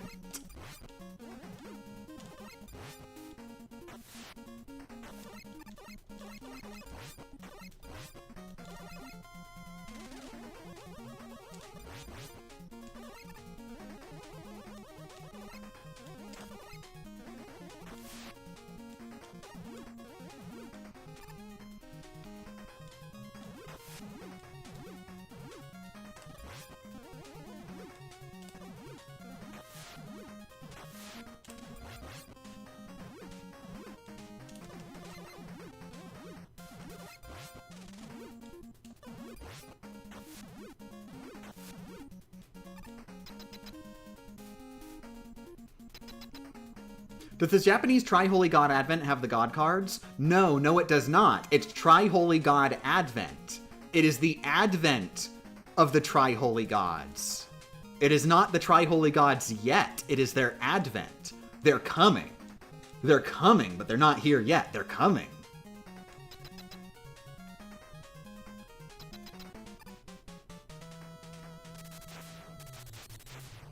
The whole idea behind the game is, you know, we'll be making a sequel. You should buy the sequel. The subtitle of the game is, buy the sequel. You know, like Kingdom Hearts likes to do. It's that kind of thing.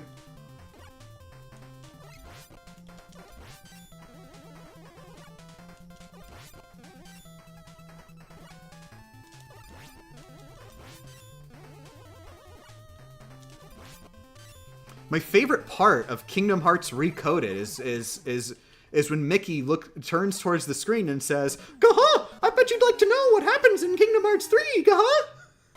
Well, you better buy Kingdom Hearts Dream Drop Distance, because there they'll tell you all about why you should buy Kingdom Hearts 3, Gaha!"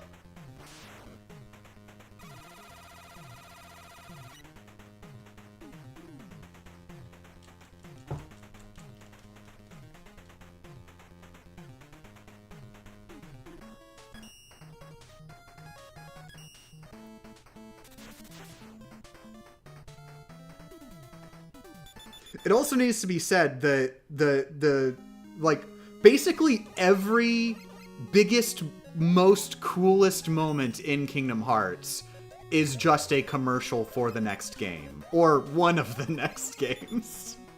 Literally every single one. Try and think of a single, like, whoa! Moment in Kingdom Hearts that is not literally just Kingdom Hearts 4 in stores October 20.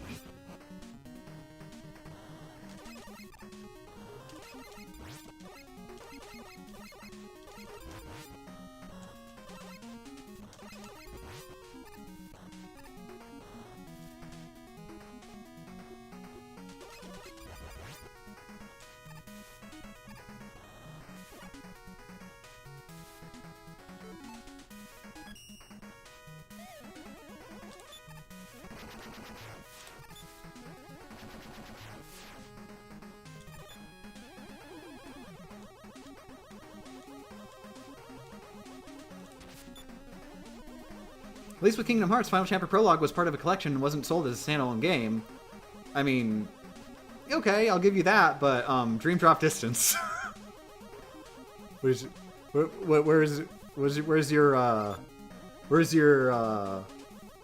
defense of Dream Drop Distance? Because it is, the plot of Dream Drop Distance is buy Kingdom Hearts 3.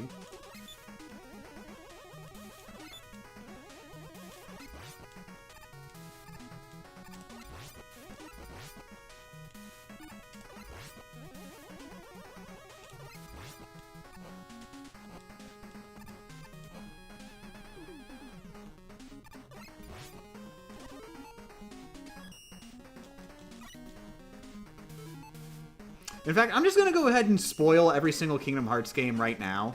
The plot of Kingdom Hearts 1 is buy Kingdom Hearts Bunch of Days and Kingdom Hearts 2. The plot of Chain of Memories is buy Kingdom Hearts 2. The plot of Kingdom Hearts 2 is buy Birth by Sleep and Bunch of Days. The plot of Re-Chain of Memories is... The plot of Re-Chain of Memories is buy Kingdom Hearts 2. A game that it only exists as a pack-in with, I might add. The plot of Coded is the plot of Coded is, wait, give me a second. Yeah, it's buy Bubs, buy Days, buy Duds, buy 3. It manages to be a commercial for 4 games. Coded is busy. The plot of Bubs is buy the demo of Kingdom Hearts 3.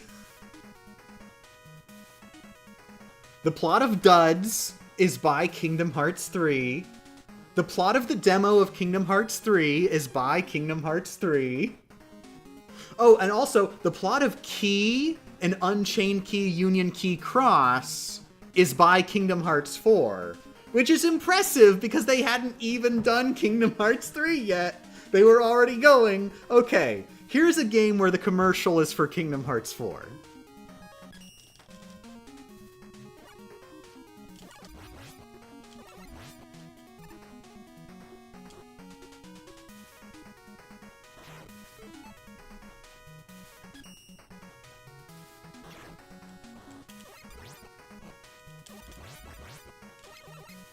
Oh, and of course, I can't forget that Union Key is also a commercial for Missing Link.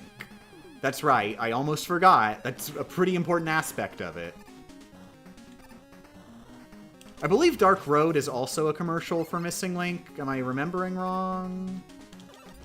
I swear there's a commercial for Missing Links in there somewhere. It's definitely a commercial for Kingdom Hearts 4. I know that. That much is obvious. Melody of Memory is a commercial for Kingdom Hearts 4.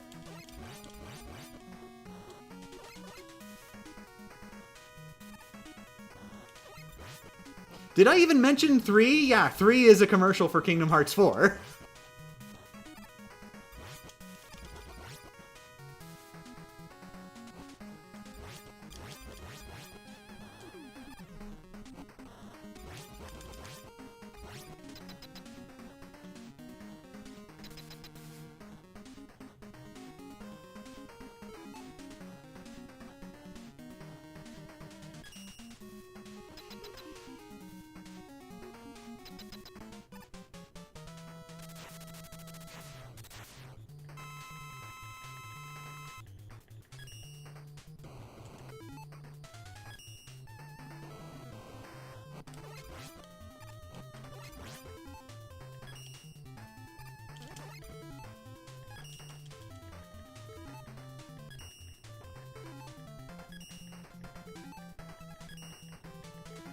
I think 4 is going to be a commercial for 5.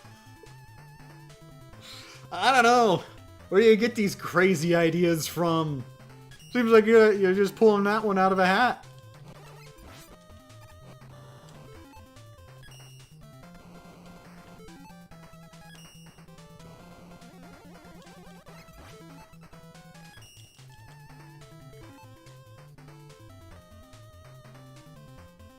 Wait, if every Kingdom Hearts plot is by another game, does that mean Kingdom Hearts has no plot? No, it's got... Kingdom Hearts is incredible commercials for itself. Kingdom Hearts is a wonderful Ouroboros.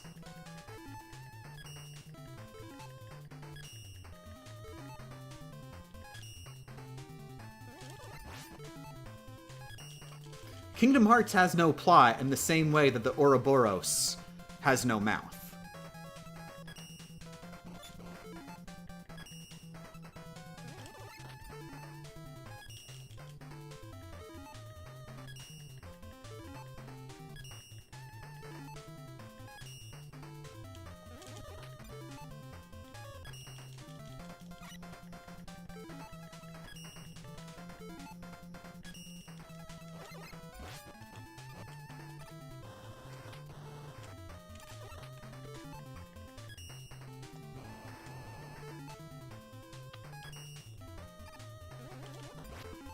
No, 4 is going to be a commercial for the Kingdom Hearts before 5. Yeah, it is true. 2 was not a commercial for 3. Well, see, the thing is, it's complicated because 2 was a commercial for Kingdom Hearts 3. It's just we didn't know at the time that Kingdom Hearts 3 would be called Birth by Sleep rather than the number 3. Back when it came out, we thought it was a commercial for Kingdom Hearts 3. Look at all these weirdo armored Keyblade wielders. Clearly, this is Kingdom Hearts 3.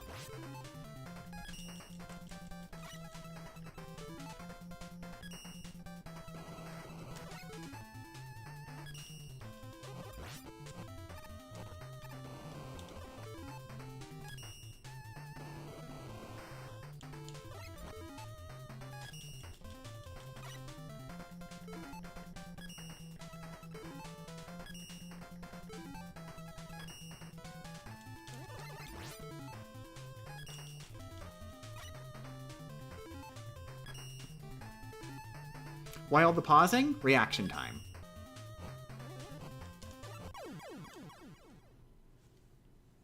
That's weird! That was weird! Did you see how I was charging at the end there, and then it let go? I had let go of the charge button already. It was like holding on to my charge, even though I was not holding on to the button.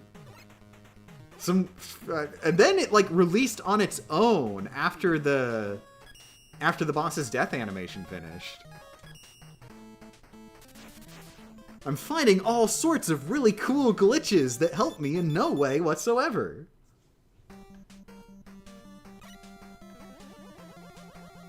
Does that count as Dr. Imp? Dr. Imp is specifically dropped inputs which lose the run. So absolutely not.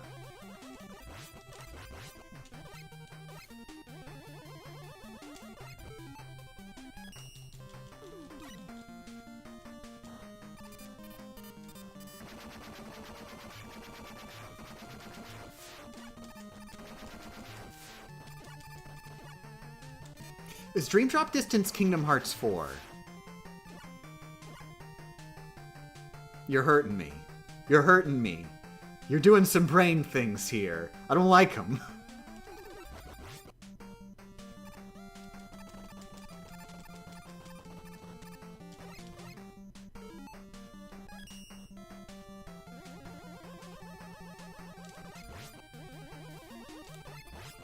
If Birth by Sleep is Kingdom Hearts 3, then shouldn't Kingdom Hearts 2 be Kingdom Hearts 3 due to Chain of Memories being 2? No.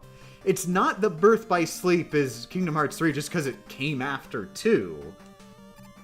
Birth by Sleep is teased in Kingdom Hearts 2 in such a way that it feels like it is Kingdom Hearts 3. If all of Kingdom Hearts is erased up to Kingdom Hearts 2, so the latest Kingdom Hearts game that exists is Kingdom Hearts 2. Everybody is going to look at what's in Kingdom Hearts 2 and say, ah, that is a commercial for Kingdom Hearts 3.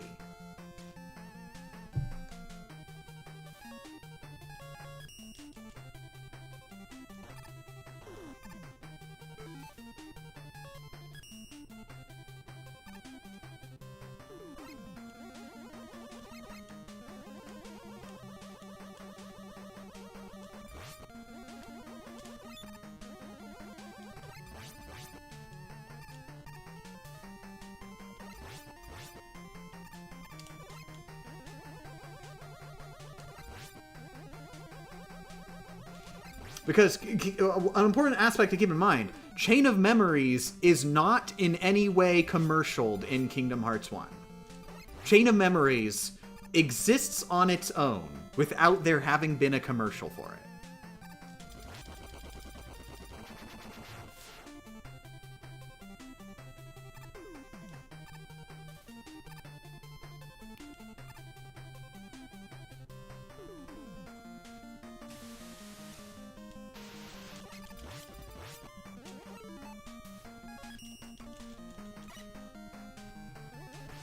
God, if this is the actual run, I'm making such a... I'm wasting so much of my own time later on. Because I'm going to have to be going through all this footage. And, like, editing over and over and over. I'm just going to have to keep going over spots where Rockman is just going... I'm just going to be like, oh my god, I was talking about Kingdom Hearts again, wasn't I?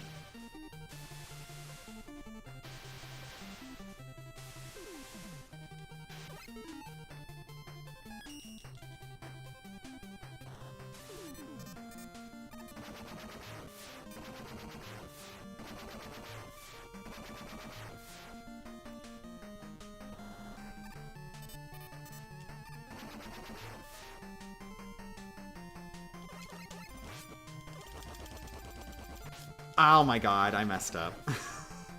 I was supposed to switch to fire. And then I was like, oh, well, I'm already here.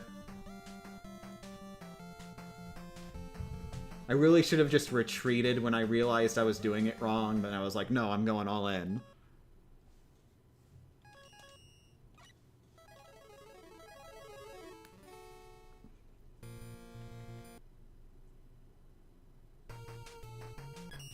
Au contraire, Miss Game Champ. Kingdom Hearts 1. Well, 1, please do not go into the specifics. That's major spoilers. Let's keep it as vague as possible. And also, 2, that is not a commercial for Chain of Memories. Chain of Memories builds off of that ending because Chain of Memories takes place after that ending. That ending is not in any way an actual commercial for Chain of Memories. That's just the ending of Kingdom Hearts 1. There is a huge difference between game ends and this is the ending, and buy this next other game.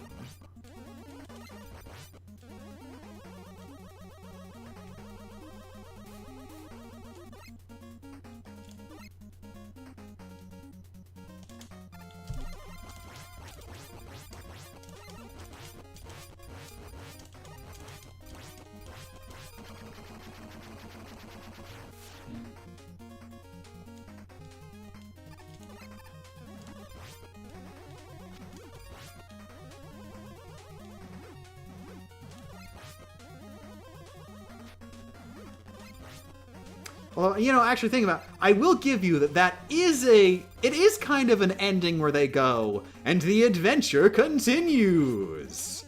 It is kind of an adventure continues kind of ending. But it is nowhere near as explicitly by the sequel as, like, another side, another story. You know? It's nowhere near as by the sequel as the Enigmatic Man.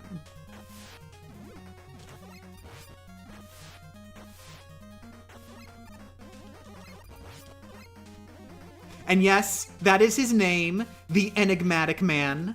You will not convince me otherwise. The localization is non-canon.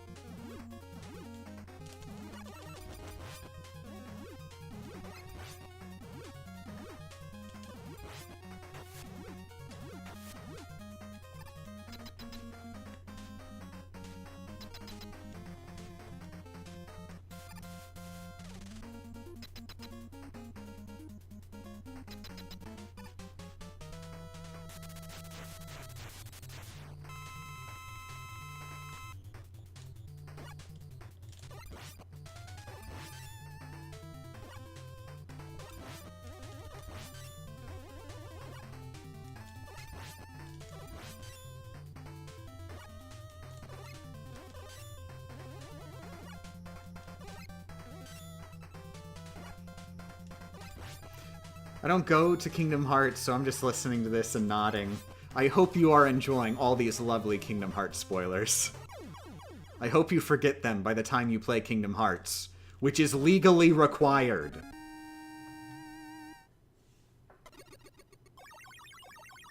I have no idea what a kingdom or a hearts are? Yeah, I'm still not sure what Kingdom Hearts is. Don't try it. If anybody tells you that they know what Kingdom Hearts is, or that Kingdom Hearts is simple, actually, do not trust anything they say. I've wanted to make a killer tweet about this, a killer image. There is like a Dunning-Kruger thing going on, where if you know a little bit about Kingdom Hearts, but not actually that much, if you're just a little bit familiar with Kingdom Hearts, you'll start to think that it's actually really simple, actually. But that's only when you know a little bit. Once you start, like, it's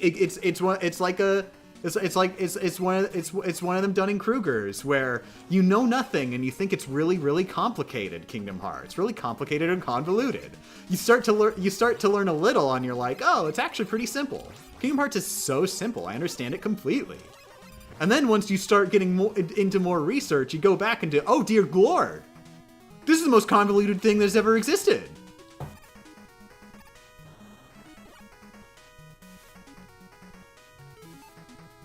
Anybody who thinks Kingdom Hearts is simple, actually, is thinking that because they forgot everything. They forgot literally everything. They are treating Kingdom Hearts from Sora's perspective. He sees friends, and then he goes, friends. And you know, you can completely technically enjoy Kingdom Hearts that way.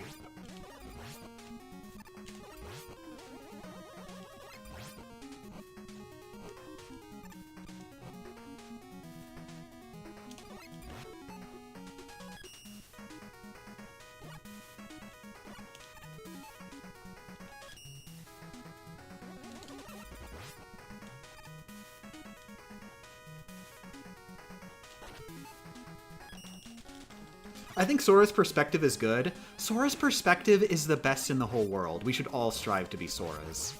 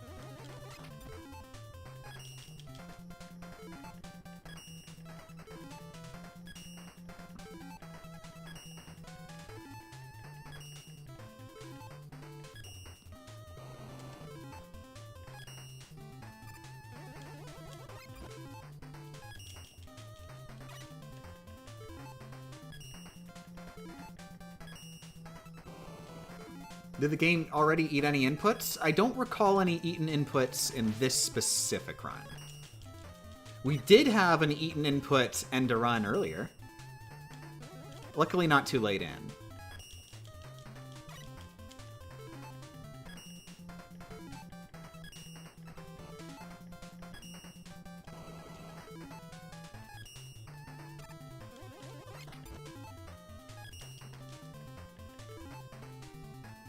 I love that Smash has KH1 Sora.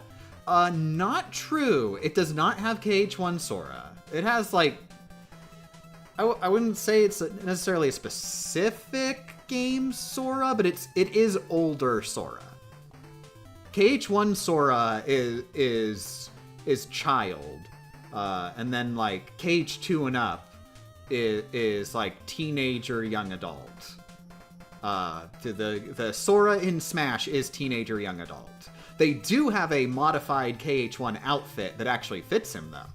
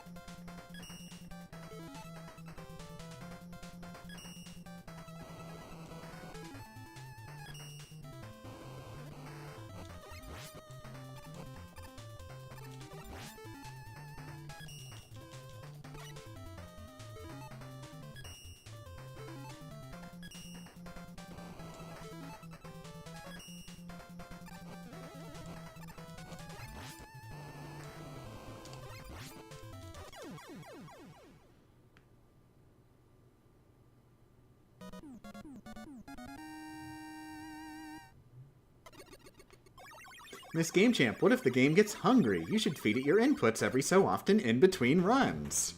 Game's getting enough snacks in the middle of runs, dagnabbit.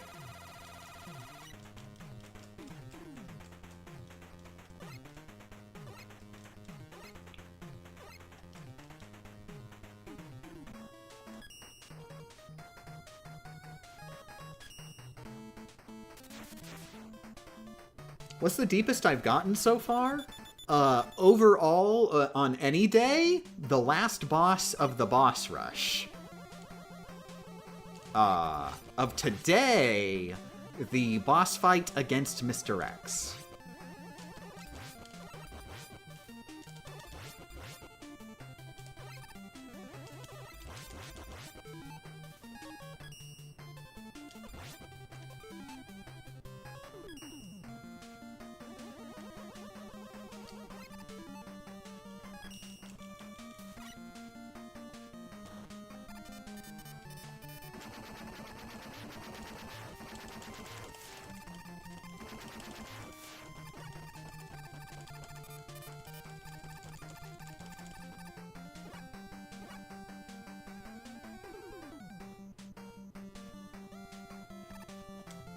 Wait, you are transgender? Where? Where's the transgender? I need to say them hi from a fellow transgender.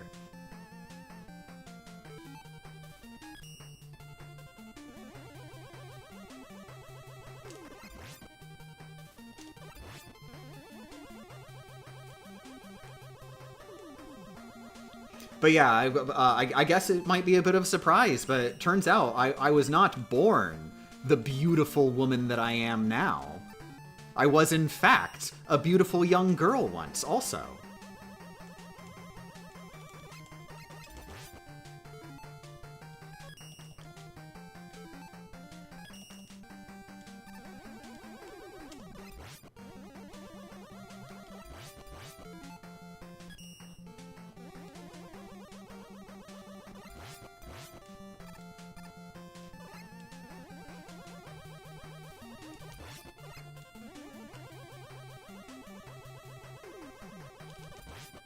How long have you been transgender, if you don't mind me asking? Since born? Since born. How long have I been out? I don't know, 5 years or something?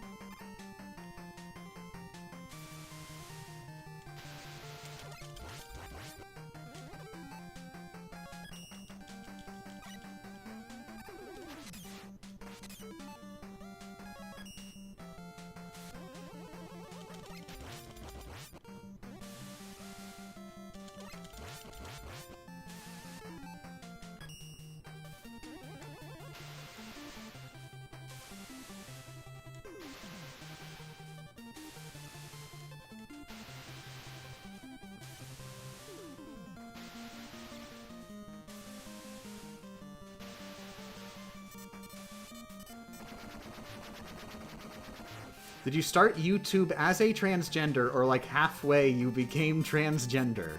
I didn't know I was trans when I made the YouTube channel. I realized it,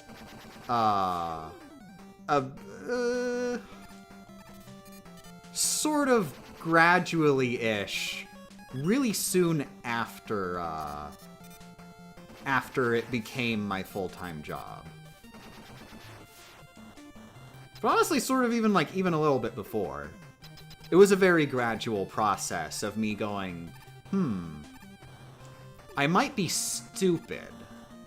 And then just actively continuing to be stupid for several years before going, oh wait, obvious fact.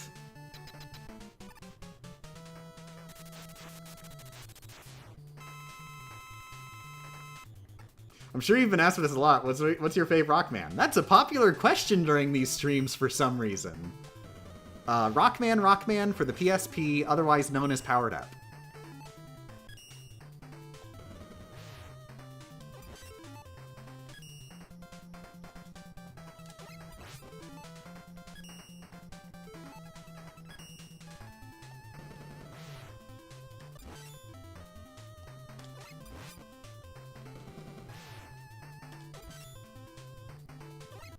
Let me put it this way. I self-identified as a guy who wants to be a girl for the first, like, 25 years of my life. And it wasn't until that point that somebody told me, you know, wanting to be a girl is a symptom of being a girl, right? And that's when it just sort of clicked.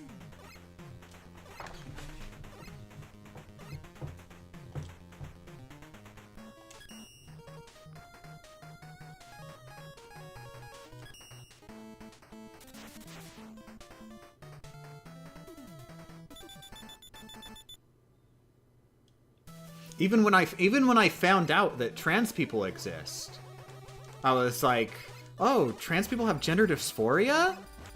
I wish I had gender dysphoria. Then I could have an excuse to be a girl.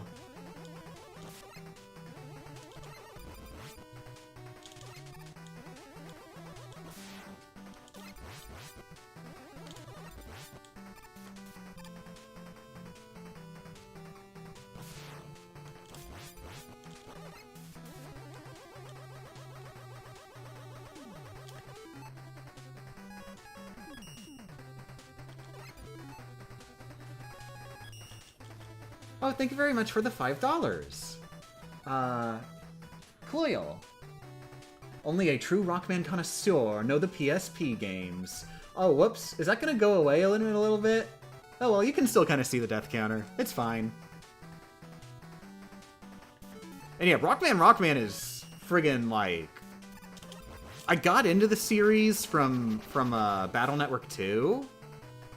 And then my first time playing the classic series was Anniversary Collection. But probably the majority of my Rockman time was just put into Powered Up until, like, modern day when I started doing Damageless runs. I played Powered Up a lot. There was a time, I think it was the first time I was trying to 100% Powered Up, where, if you're not aware, Powered Up takes a lot to 100%. There are 3 difficulties, and over a dozen characters. You have to beat every level with every character on every difficulty in order to 100% Powered Up. So there was a time when I was trying 100% Powered Up, because I found this fun, because I loved the game so much. And there's 2 main modes in Powered Up. There is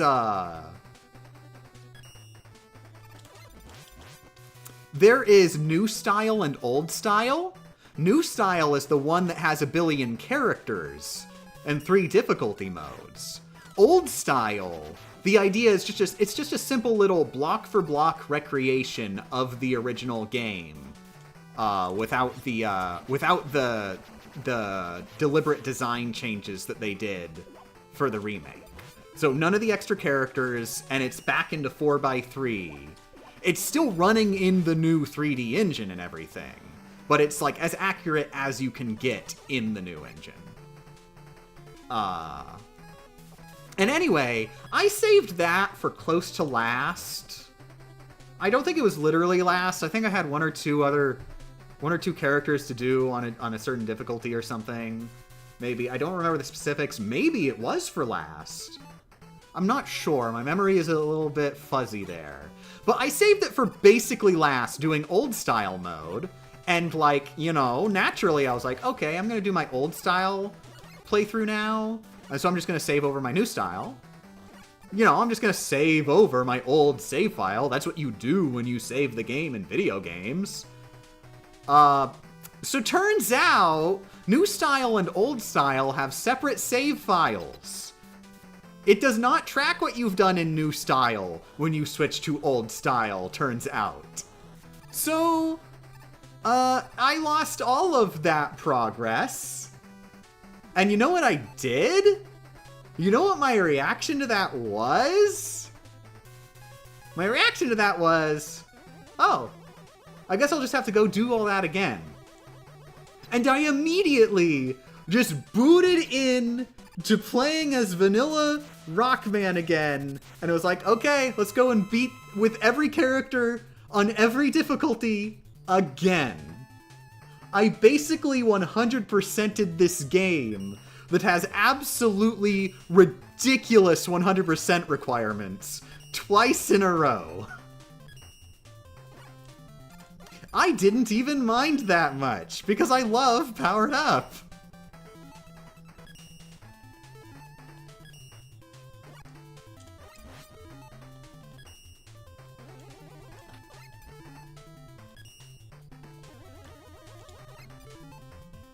And then, of course, a few years later, I just did it again, because I wanted to do it again.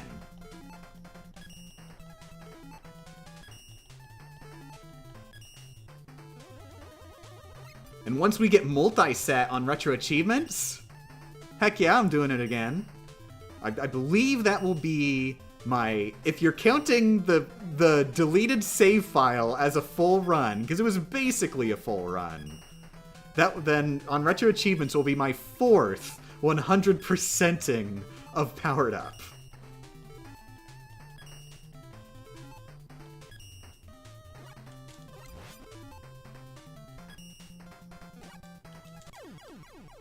But I'm specifically waiting for multi-set. That is an update that work is actively being done on now on Retro Achievements. Because Retro Achievements does this thing called subsets, where there's like different achievement sets for the same game on the site. But as sort of a technical limitation right now, you cannot load more than one achievement set for a game at the same time. I should probably explain the reason for that is like, there will be bonus sets or subsets that are for things that go a bit beyond what most people on the site consider necessary for completion. So Powered Up has a set that is just like beating every level on hard mode with every character. And, you know, doing the challenge mode and just like the basic stuff. And then there's a subset for beating every level with every character on every difficulty, which is personally what I'd say 100% actually requires, because the game literally tracks it. It tells you on your save file, have you done it on every level with every character on every difficulty yet? Yes, no? Like, it's got a counter with a goal. Like, I think it's like 514 or something like that. That might be overshooting. I can't remember exactly what the number is. But basically the number of unique stage clears, it tracks on your save file. But anyways, and then for Powered Up, there's also a bonus set on top of that beat every 468. Okay, I don't know where I got 514 from. But then there's another set on top of that, the bonus set, which that turns out this is another thing that is actually required for 100% completion that I was completely unaware of. I had not realized the game tracks this. Turns out the game, in addition to tracking beating every level on every difficulty with every character, it also tracks doing a damageless beat of every level on every difficulty with every character. There is like a stats tracking screen that does in fact tell you, did you get a perfect on this level with this character on this difficulty? So if you want a 100% Rockman for the PlayStation Portable, every level, every difficulty, every character damageless. Segmented, at least. And there's an achievement for every single one. So I'm waiting for multi-set, so I can do all three. The main set, the play every level subset, and the damageless every level subset, all at the same time.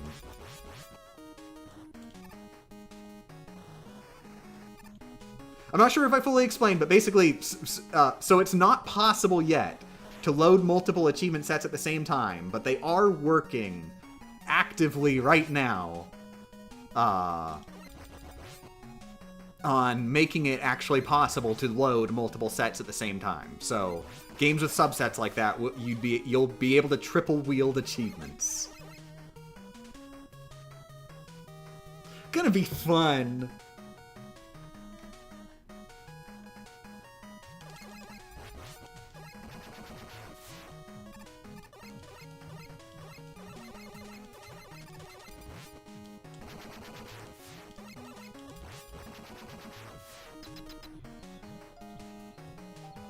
Huh, what's that noise? What's that noise? Hi, what's that noise? Hey, hi. Hi, what's that noise? How are you doing? Any chance that you are going to be calm enough? Probably not after hearing that.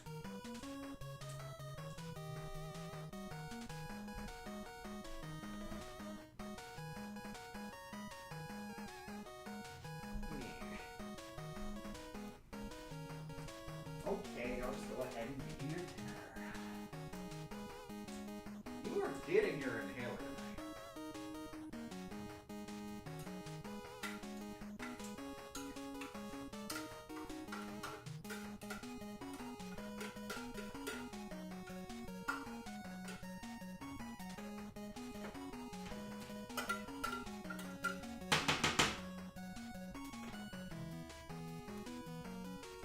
How much cat food do you want? I have infinite cat food here, but I can only give you a fraction of it. Let's see, if we divide this by 700 billion, infinite divided by 700 billion, how does infinite cat food sound, Han? Does that sound good? Yeah, let's get you infinite cat food. Oh no, I messed up. There's actually a little bit of the cat food left in the can. Instead of giving you infinite cat food, instead of giving you infinite cat food divided by 700 billion, I actually give you infinite cat food divided by 700 billion minus 1. Unfortunately, it's only infinite cat food now. I'm so sorry, Han.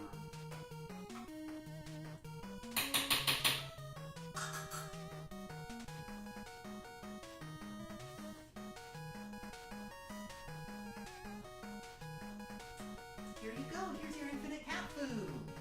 Oh no! While I was trying to give you the infinite cat food, it fell all over the floor. Now there's only a tiny, insignificant, a little bit of that infinite cat food in the bowl. It's now only infinite cat food. I'm so sorry.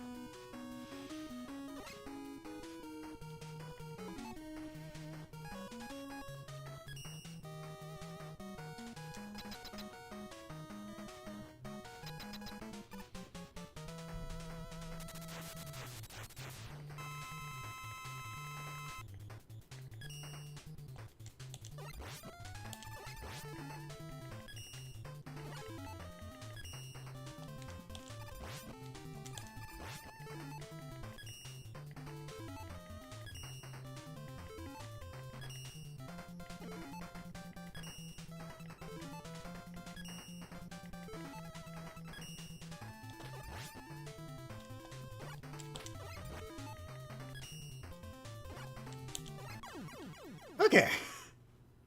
I messed up a little there, but I was able to improvise.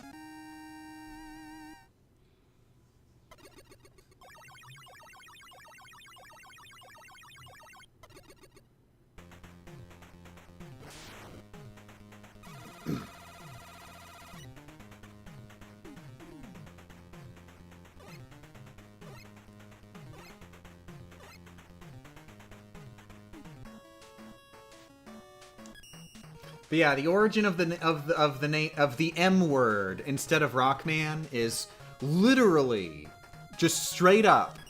An executive was like, Rockman? That's dumb. He just changed the name. Like what? Because, you know, he just didn't respect this work of art that he was trying to sell. He genuinely thought that this work of art he was trying to sell was crap, and that it didn't matter.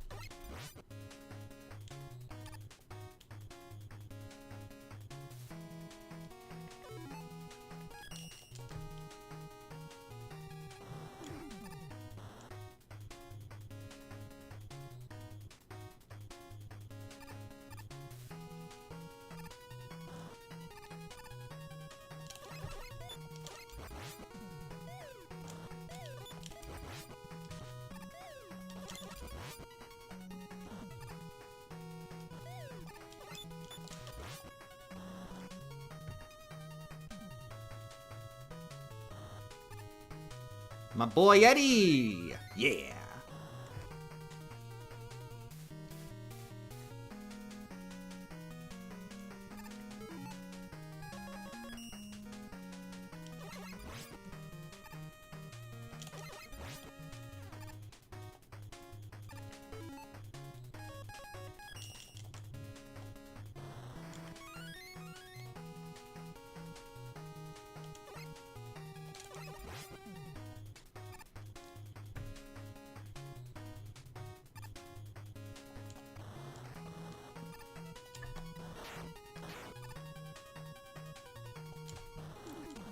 Petition to make a game called M-Word Rockman and then have all of the following games be called Rockman.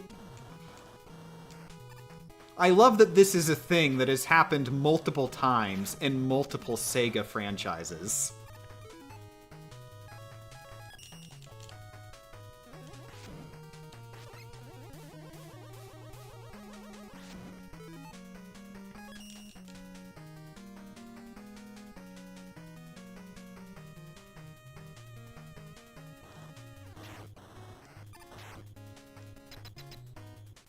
Oh yeah, and it also happened, it did happen with Resident Evil, but they did take backsies it, unfortunately.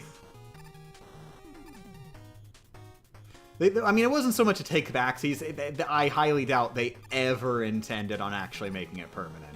Oh, it happened with Castlevania as well. That's actually a thing I found out about. It happened with Castlevania, but in reverse. They actually, like, went, you know what, it's dumb that it has different names in Japan and the West. Let's erase the Japanese name. So they changed the name of the series to Castlevania in Japan.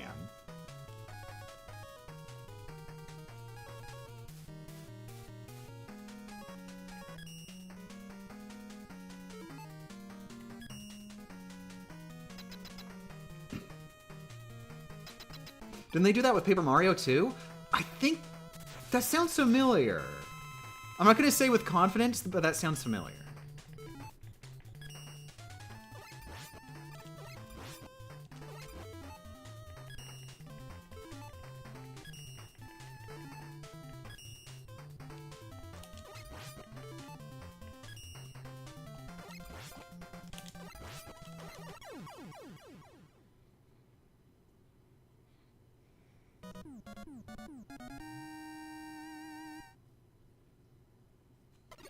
Google says it translates to Devil's Castle Dracula. Yeah, basically. Aku Majo Dracula. Aku is like friggin' demon, devil. Wait. No, wait, Aku Ma Jo. Aku and Ma are like evil demon castle. Evil demon, and then Jo is castle. So it's basically like Evil Demon Castle Dracula.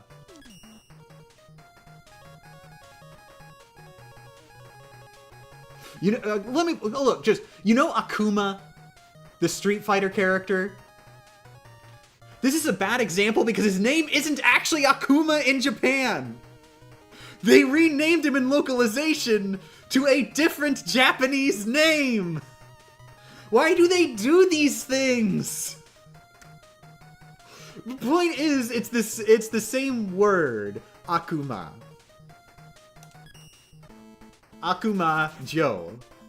Dorakura.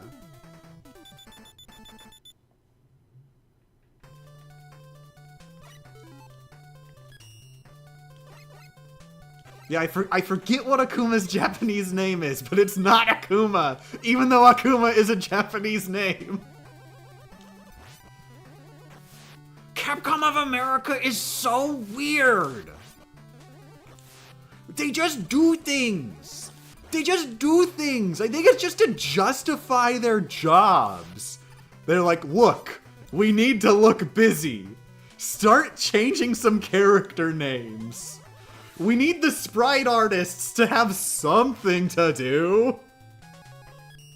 Make them change the character names. It's Goki. Okay, yeah, it's Goki.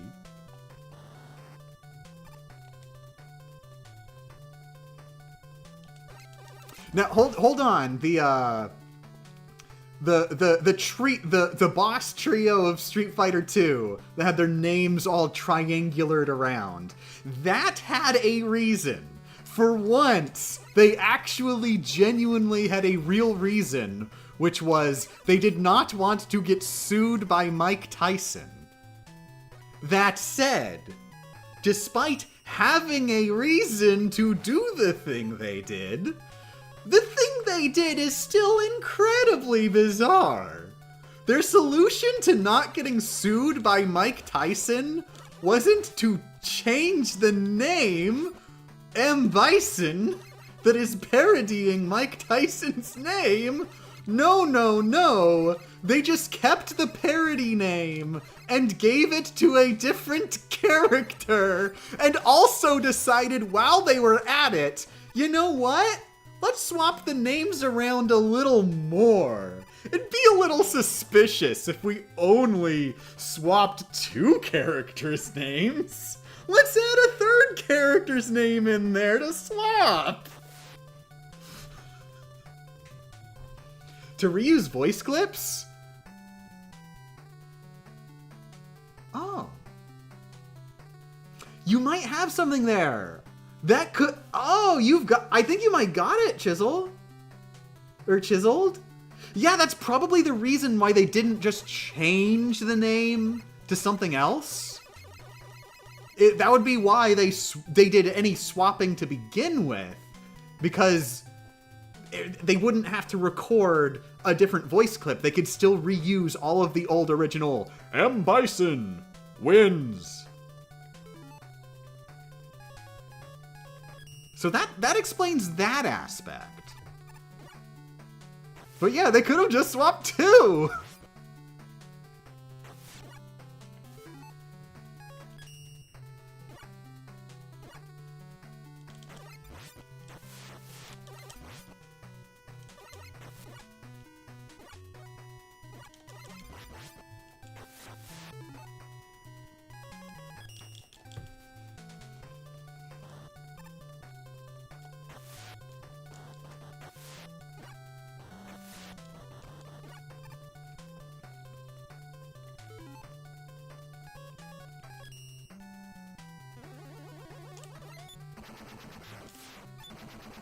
Vega is a Spanish name?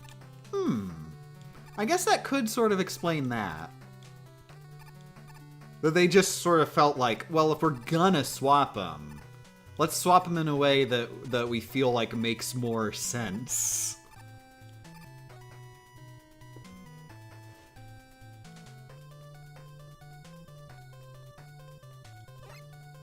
The story I heard was, aside from Tyson, Capcom America thought Vega was a weak name for a final boss. Vega? You think Vega doesn't sound final boss enough? Jesus! That's honestly kind of hardcore.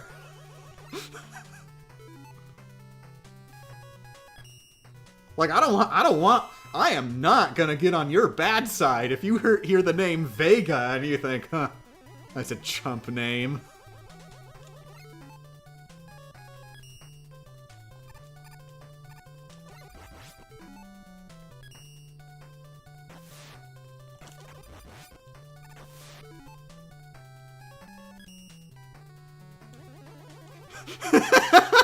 Yeah, they thought that Vega wasn't threatening enough, so they were like, no, no, no, no, Mike.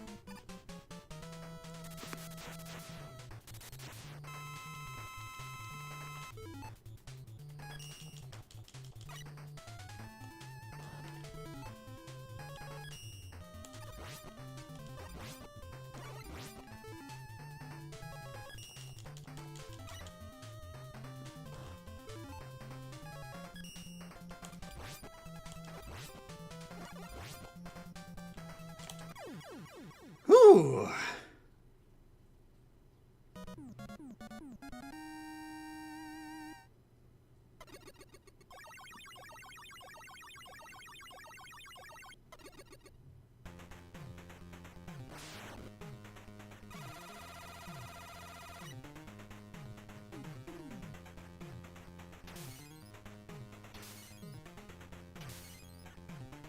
Wasn't there a final boss in Ratchet & Clank named Otto? Well, yeah, but his full name is like Auto Destruction, I think. Like it's not just Otto. No, of course we were just jonesing. Like his name isn't just Mike. In fact, we don't even know his first name. His first name is M, just the initial, and then his last name is Bison. Which, you know, I gotta give M. Bison. You know, Bison are strong animals. You know, that's a decent final boss name. Like, if we just remove that, I think the very concept of going, oh, this work of art needs improvement. Like, you've just been handed the Mona Lisa. Like, Da Vinci just handed the Mona Lisa to you and was just like, please show this incredible painting of mine to the West. And then you just went, you know, she'd probably look cooler if she had some sunglasses on. And just took out your Sharpie and just scribbled on the Mona Lisa. Like, you'd be correct that she probably would look cooler with sunglasses on. But, like, you know, it's still kind of not, like... Still not a cool thing to do.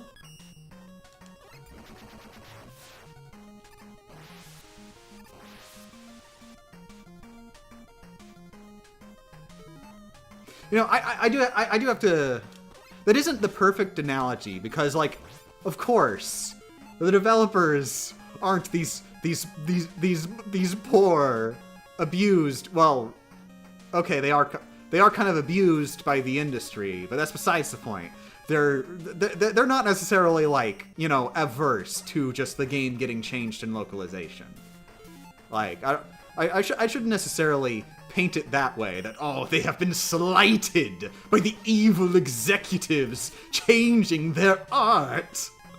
But you know, it's more of a, it is more of just, for me, like, if I was looking at the Mona Lisa and I'm looking at Mona Lisa with sunglasses, and then I look online and I find out, oh, did you know that the Mona Lisa doesn't actually have sunglasses? Like, the people who made the Mona Lisa didn't put sunglasses on the Mona Lisa. There was just like this guy who, like, Da Vinci gave the Mona Lisa to, and then the guy was like, I think the Mona Lisa's better with sunglasses. Like, I'd be pretty miffed. I'd be like, you know, I kind of just wanted to see the Mona Lisa. I didn't want to see this other guy's interpretation of the Mona Lisa where he was like, Mona Lisa has sunglasses. I just want to see the regular Mona Lisa.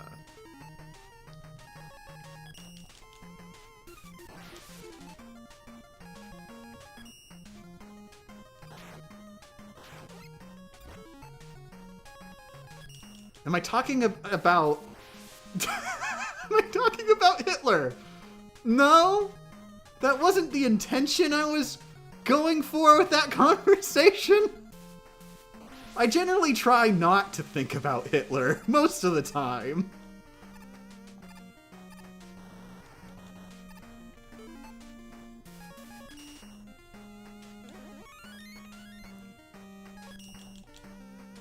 They actually gave him sunglasses. Damn it. Ah, what are you localizers doing?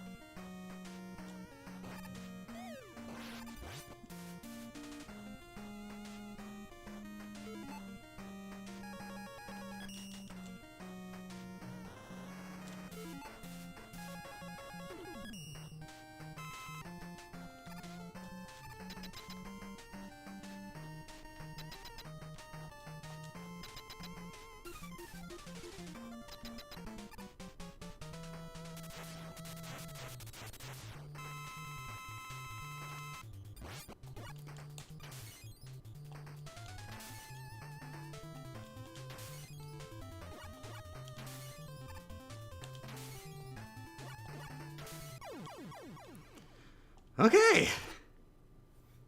Back to the Mr. X stages. Speaking of localization, I had to debug an issue once where it was reported the Japanese text filled the entire screen if the system language was set to German. Due to comma and period being swapped in German, the parser read the font size multiplier as 85 instead of 0.85. I love that. That's funny.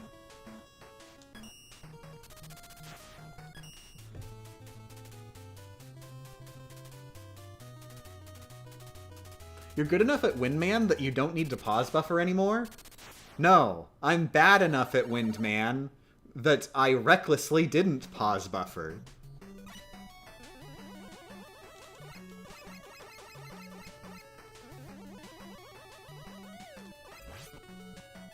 It reminds me, I've been in the car with somebody who I didn't very much like being in the car with them driving. And I would tell them, you know, you're a terrible driver, right? And he went, what are you talking about? I'm a wonderful driver. I'm really good. Look at all these cool tricks I'm doing. Look at all these fancy tricks I'm doing. Aren't I great at driving? No, you see. It is in fact the fancy tricks that makes you the bad driver, actually.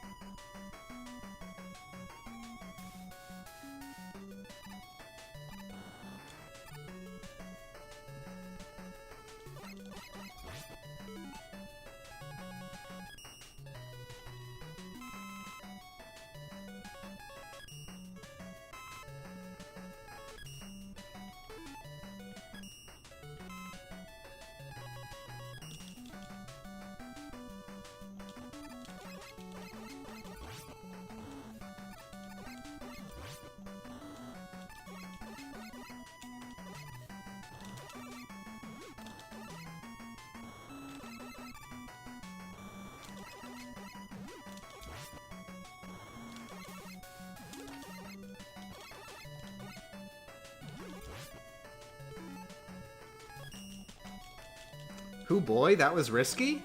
I am genuinely unsure what you're talking about, because so far I have been doing this level as planned. Like, I'm doing the least risky strats that I know how to do this level with.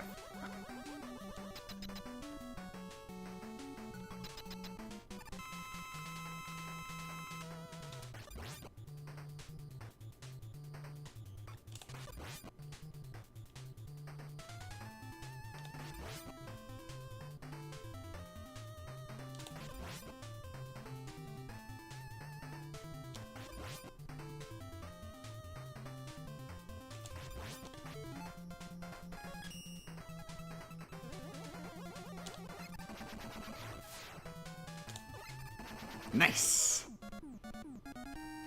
This fight seemed chill, though. This is one of the most stressful fights in the game. The timing on getting out the punches is, not super lenient. The charged punches have very short range.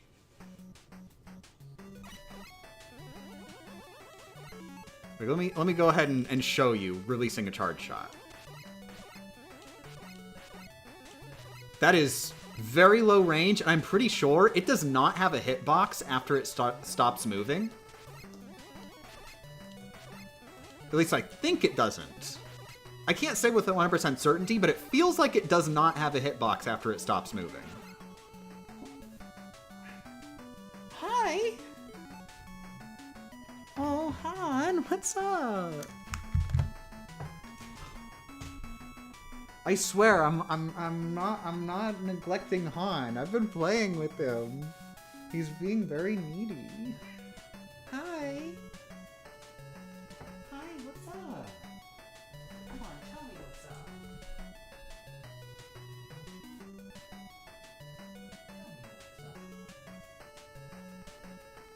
What's up?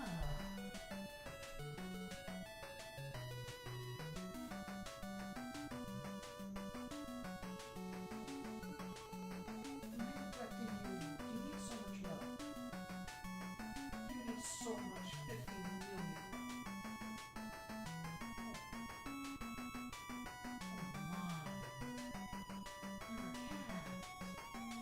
I can't believe I forgot that you're a kitty.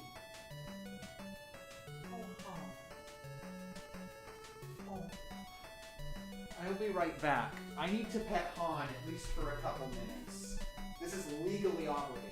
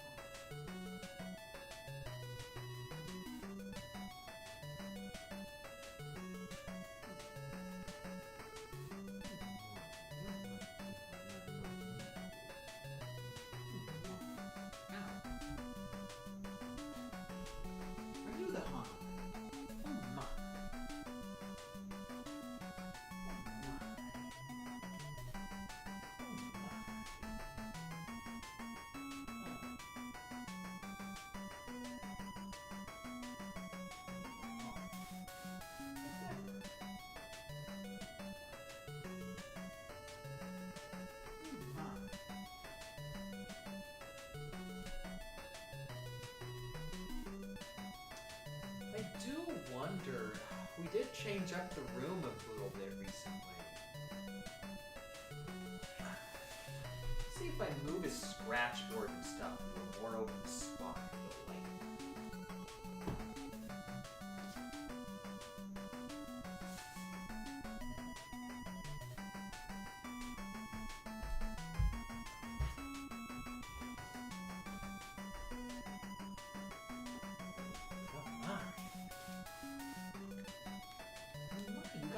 Play area back.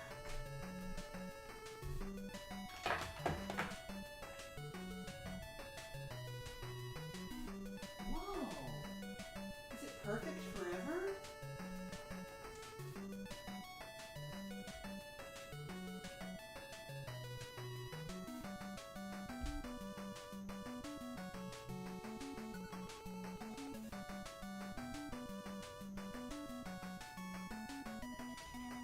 Here, let me bribe you. Let me bribe you some more. You're getting bribed so much. You're such a lucky cat getting all these bribes.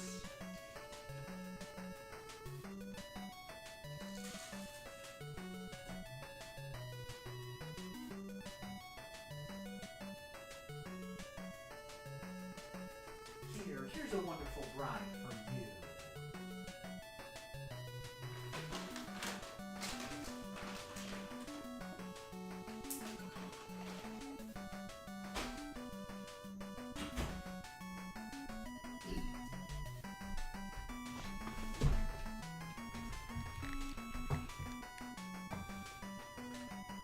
Good morning. What was I doing in the actual game? Okay, I'm just at the beginning of a level or something. Okay.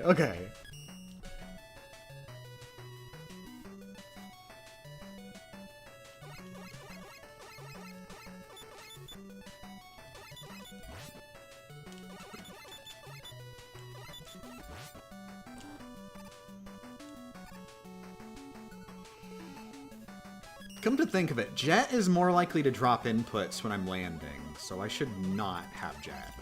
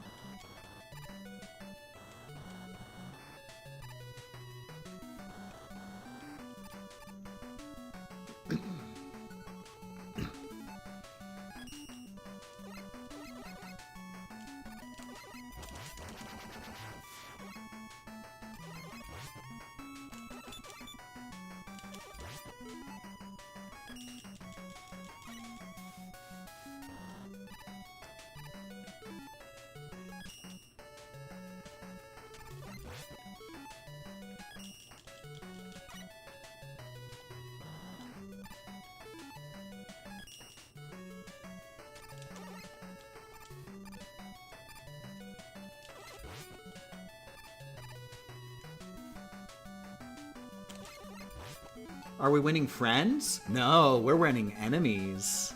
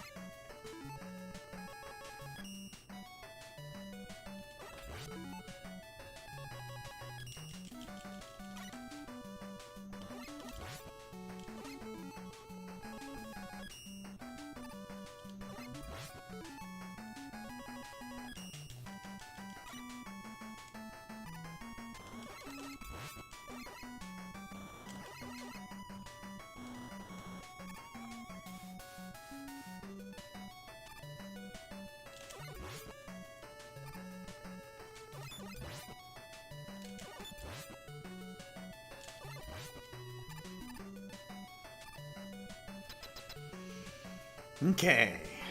This is level 2, Hell.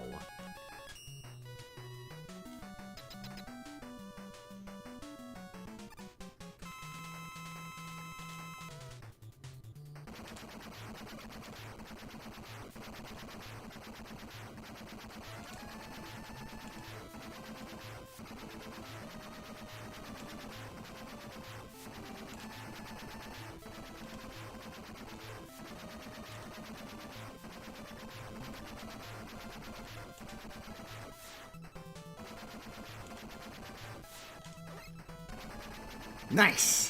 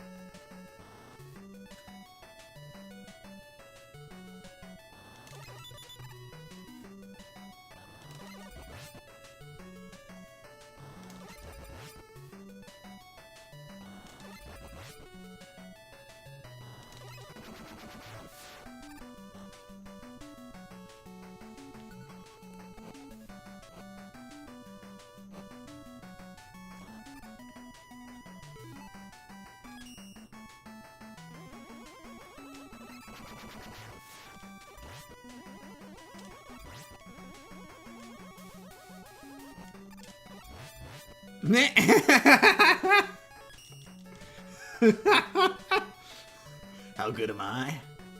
I could kill you twice with the same bullet.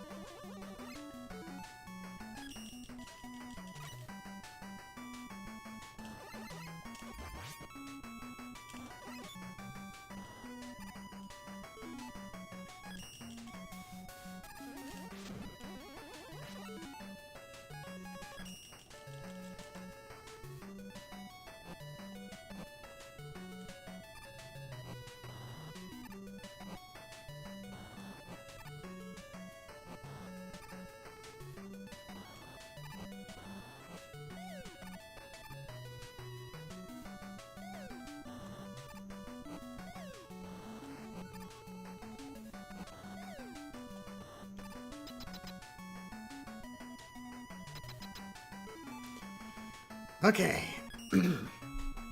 Matongar Z.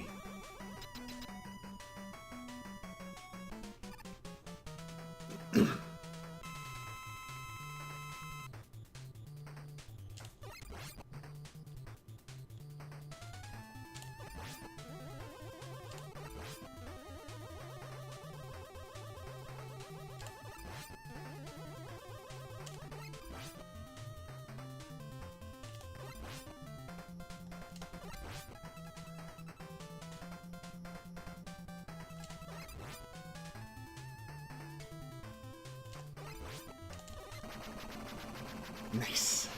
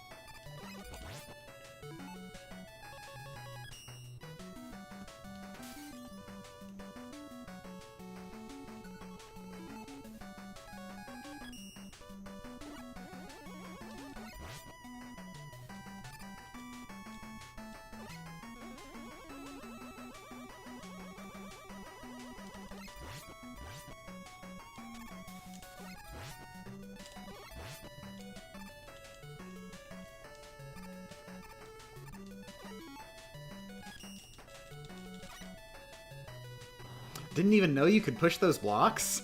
I didn't either! I only found out a couple days ago!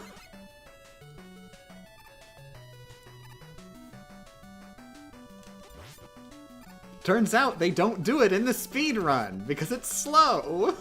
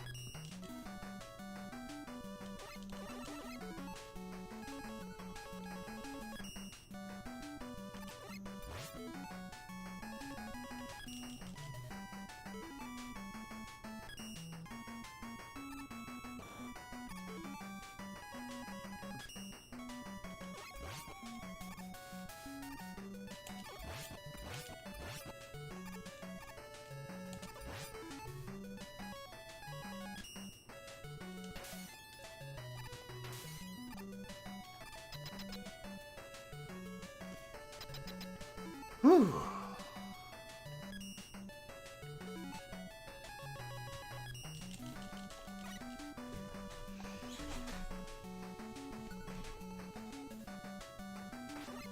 Mr. Twitter? While funny, there is no way I'm doing that joke in the video. You cannot possibly make me. I am not going to date my video like that.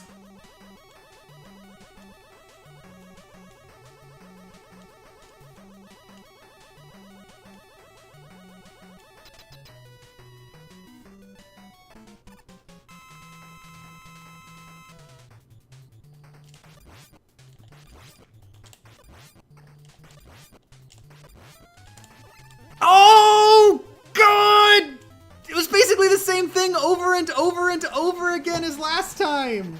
It kept happening and I kept barely surviving! Oh my God!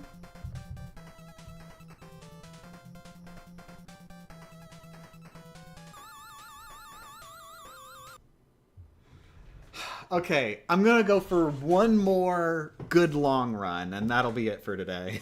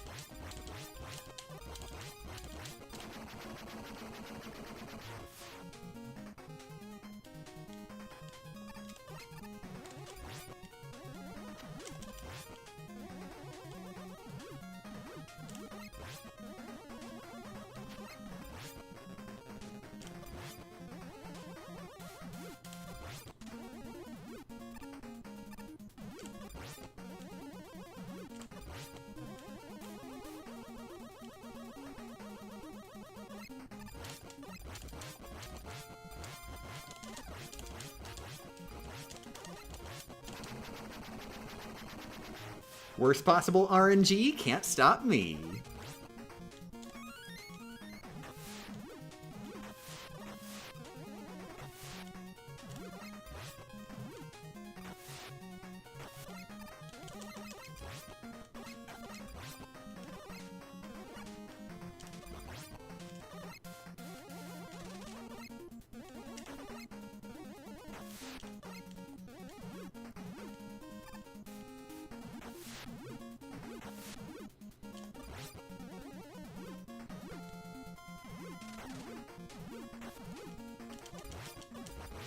Oh, almost.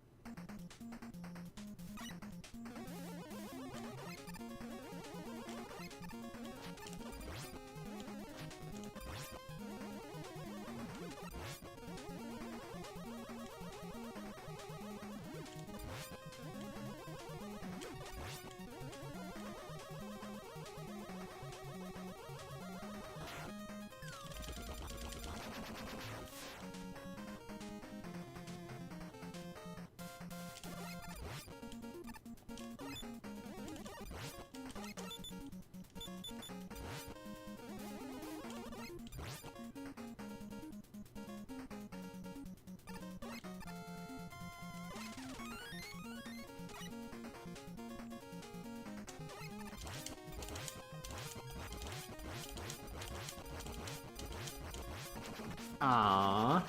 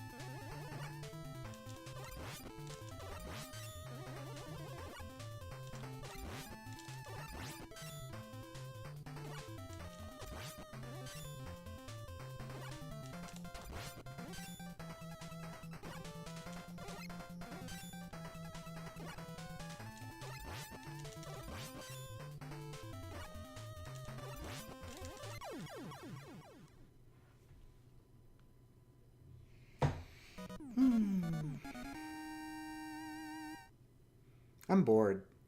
Anybody play any video games recently? I've been in the middle of Lego Star Wars.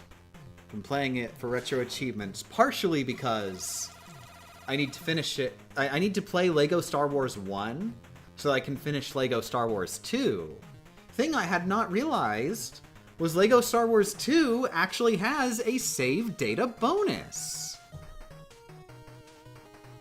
Turns out, Lego Star Wars 2, the original Lego Star Wars 2, actually just straight up has, like, an import save data option.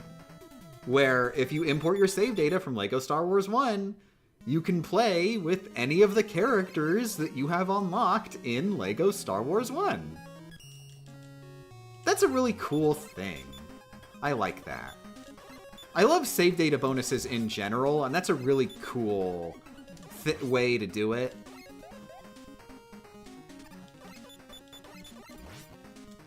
Of course, it would end up being like the sad part is that save data bonus isn't in the Complete Saga because the Complete Saga is just kind of the two games mashed together.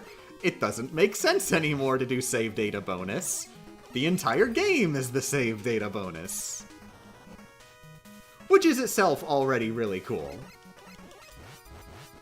But it's funny because, like, from the beginning, Lego Star Wars 2 is kind of both games mashed together. Just, you know, only as a save data bonus with the characters. You can bring all the Lego Star Wars 1 characters into 2, but not vice versa.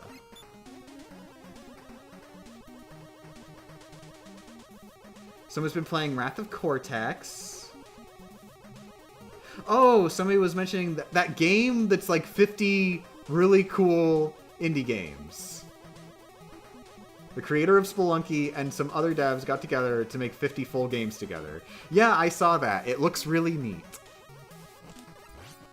They just straight up did, what if Action 52 was good? Let's make Action 52.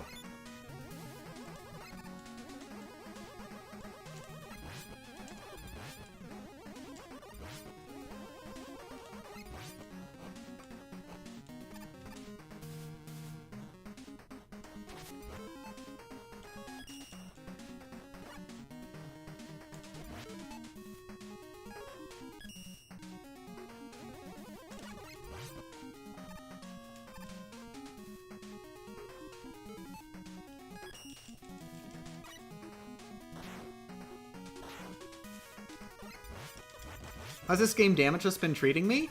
Better than it could be. I have not lost anywhere near as many runs to dropped inputs as I was worried I might.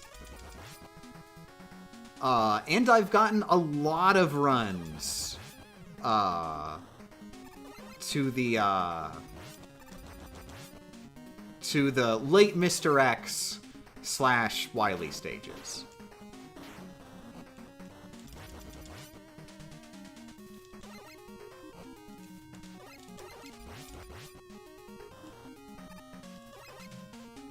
As that endgame? Definitely. 2 of the runs have gotten to the final boss rush.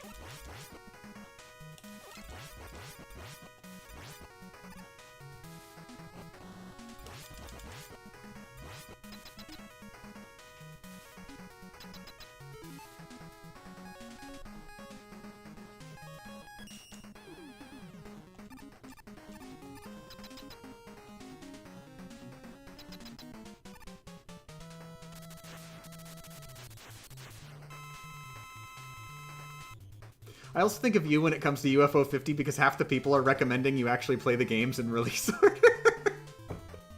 Is there an in-game release order? Do they just have release dates for the 50 games that were all released simultaneously? Are they accurate?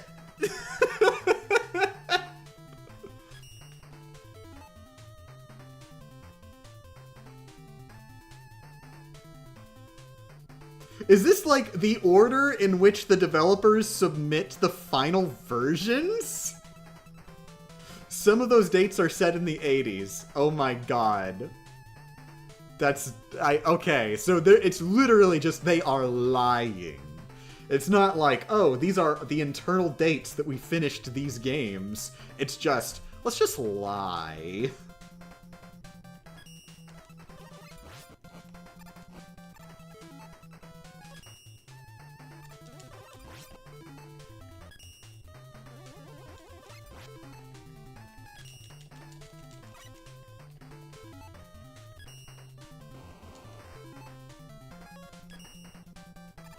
Wait, there's a universe? Spoilers. Okay, stop. Don't tell me anymore. The fact that there is in fact an in-game universe, I'd say is a huge spoiler.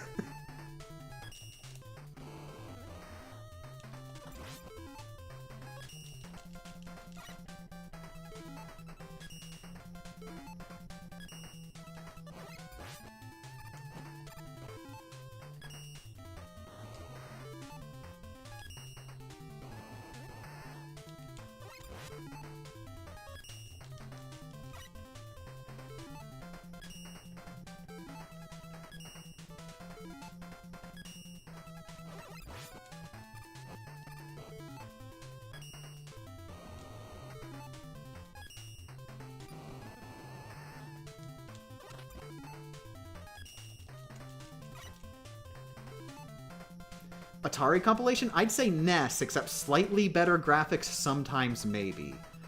From what I've seen, the graphics were, like, way beyond NES. It was definitely not NES accurate. Like, it was definitely above NES, every single one of the ones I've seen from it.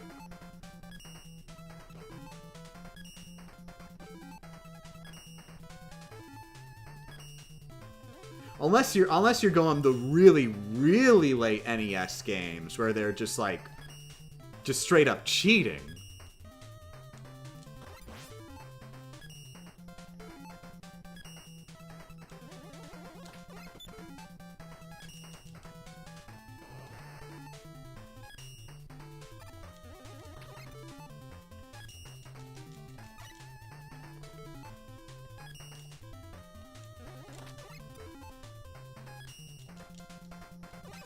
Like Rockman 6? You know, honestly, I wouldn't say Rockman 6 looks that good. Partially because they're still using... It really is just the Rockman sprite. I hate the Rockman sprite. It's one of the things where, like, I love these games so much. I don't think they're very visually appealing.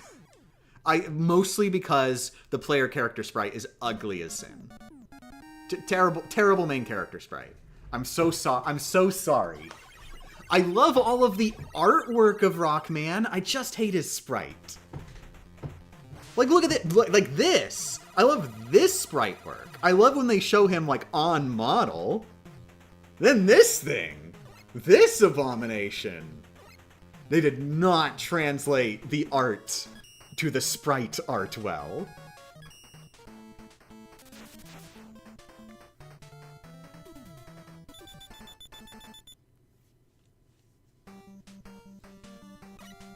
Boo, Rockman sprite is epic. Look, friggin', like, I'm just, look, I'm not saying that you're wrong. I'm just saying you are incorrect and evil.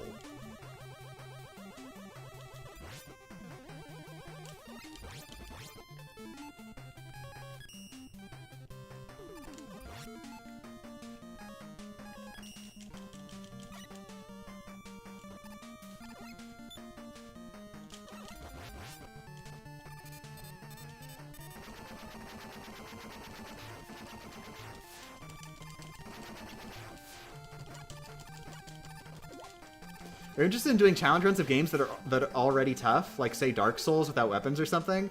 I would be interested in doing challenge runs of the Dark Souls games after I play them casually. I haven't played them casually yet. I have only played Demon's Souls casually. And even then, I haven't even 100%ed it. I only did, like just beating the game. I did intend on 100%ing it, but I just sort of never got around to it. And at this point, I may as well start from scratch. But also, I just want to push back a little. You say games that are already tough. I don't think Dark Souls is that hard. Straight up. I mean, I guess I only play Demon Souls. Maybe it gets a lot harder after Demon Souls.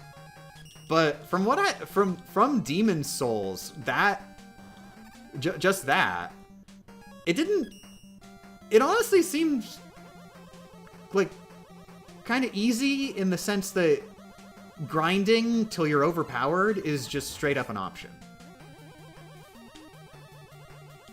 Like, you don't have to get better at the game. You can just grind until you're overpowered. That was my impression.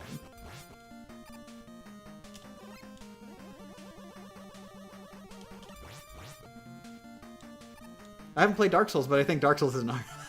I've played a Dark Souls game. The Dark Souls game I played was Demon Souls. I haven't played a game in the Dark Souls series, but I played the first Dark Souls game.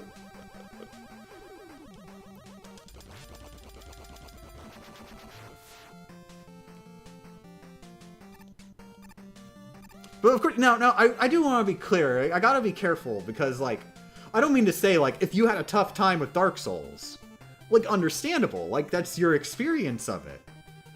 My experience of it, coming from the perspective of somebody who always plays games on the hardest difficulty and finds that a lot of the time on the hardest difficulty, they're still pretty easy.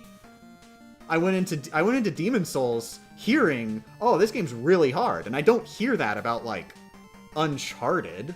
Nobody says Uncharted is really hard. I think Uncharted on the highest difficulty is harder than Demon Souls was.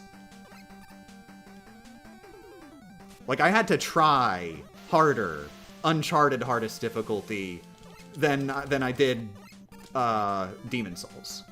Because Demon Souls, I found a good grind spot, and I just leveled up until I was like, okay, I'm not taking that much damage anymore. And I just beat the game.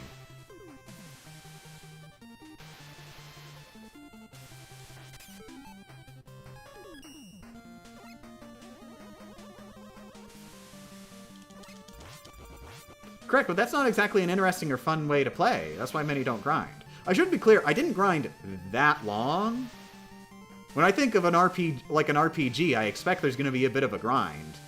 That's sort of what dying and coming back is, in general. That's grind time. As long as you make sure you don't lose everything, which is possible.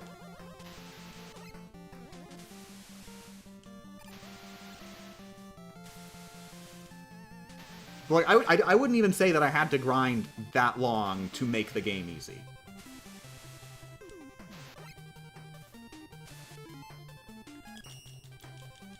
Let me put it this way. The amount of grinding I did was so little that I would consider it a challenge run to attempt to beat the game without doing the little grinding I did. That would be a low-level run.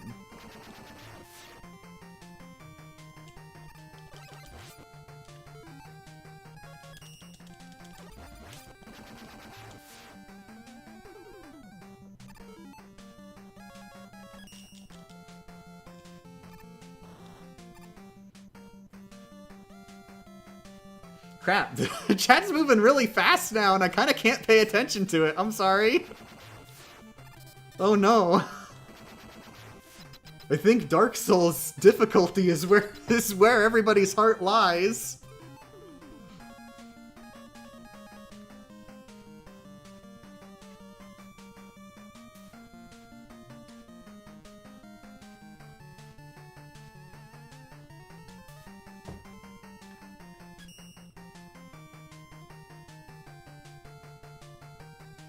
But long and short of it is, I feel that the Souls series difficulty is oversold. I wonder if part of that is I play a lot of games on the hardest difficulty, so I'm sort of used to the game pushing back more.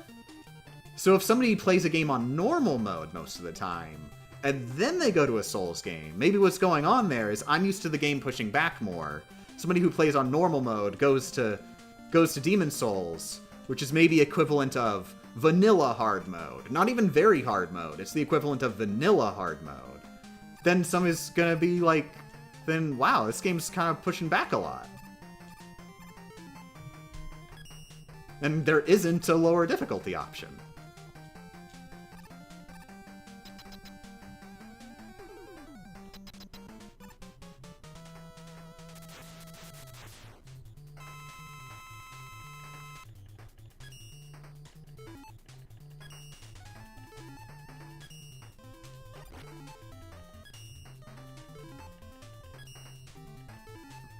In some games, you have to play through to even unlock the hardest difficulty. Yeah, and I hate it so much. I think it's, I think that's cool if the hardest difficulty actually changes anything. But the vast majority of the time, it's like, huh, you beat the game on hard mode? Well now, here's very hard. The enemies deal 10% more damage. And you deal 10% less damage. You thought spending 4 bullets to kill an enemy was a lot? These sponges take 5.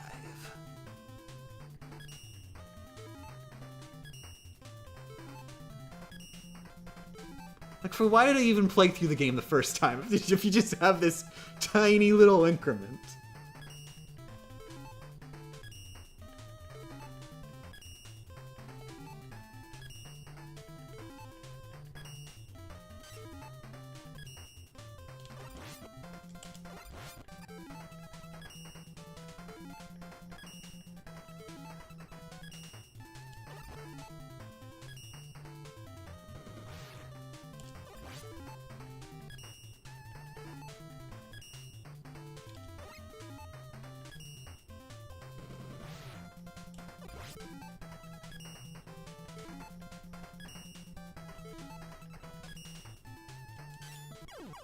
Nice.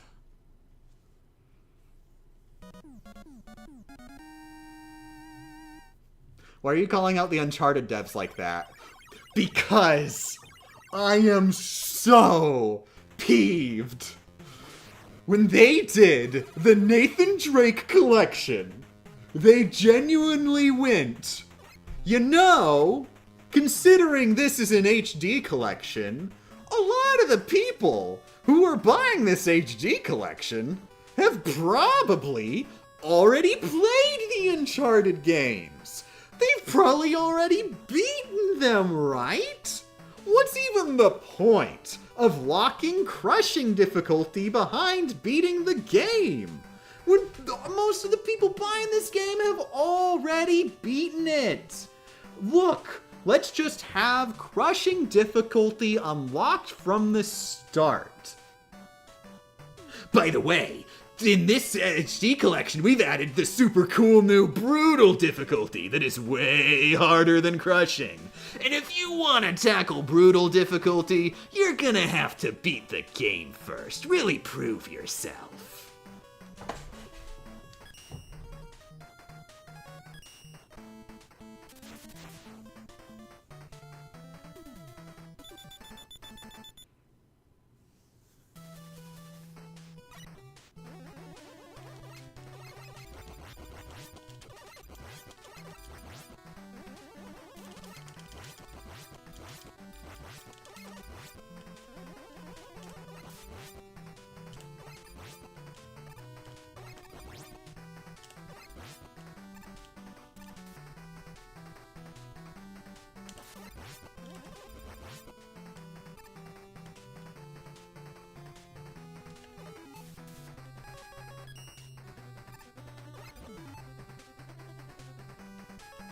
Having beef with difficulties in video games is wild.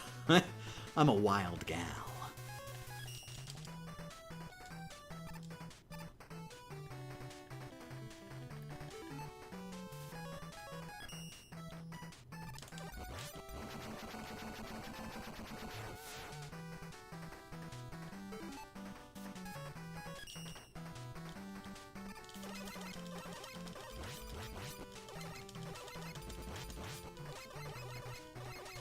But yeah, I'm trying to think, what's a good example of where, like, having the unlockable difficulty is actually a cool thing? I haven't played them myself, but I know that Devil May Cry does actually do a cool thing with unlockable difficulties. I believe it's like there's like there's a heaven or hell mode that you unlock. And heaven or hell mode, you kill all enemies in one hit, but you die in one hit. Haha. Ooh, that's a fun little change on the game. Makes sense to have that as an unlockable difficulty. And then when you beat heaven or hell mode, you unlock hell or hell mode. In hell or hell mode, enemies kill you in one hit. You don't kill them in one hit.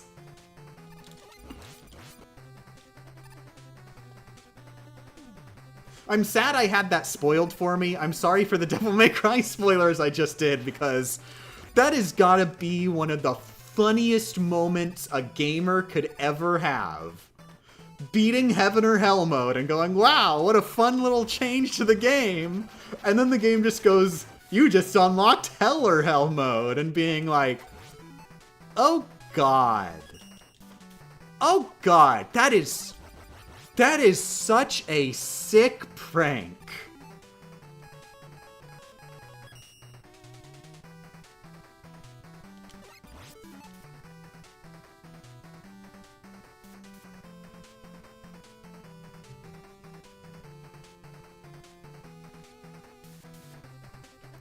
Ooh, Max Payne is a good example. Max Payne has cool unlockable difficulties. There's an unlockable difficulty... I know there's more than one, but the unlockable difficulty that I know there is that is actually cool and makes sense and completely changes how you play the game is New York Minute. You start the game with a 1-minute timer, and whenever you kill an enemy, you get a little bit of time on the timer. That timer is the time you have to beat the game. So starting with a minute on the clock, keep killing enemies to refill the timer and beat the game.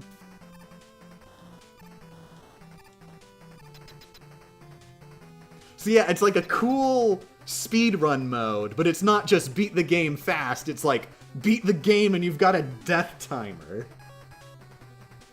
And you just gotta constantly refill it by playing incredibly recklessly. Which is really cool specifically for Max Payne, because Max Payne is a game where, like, playing recklessly is the fun way to play it.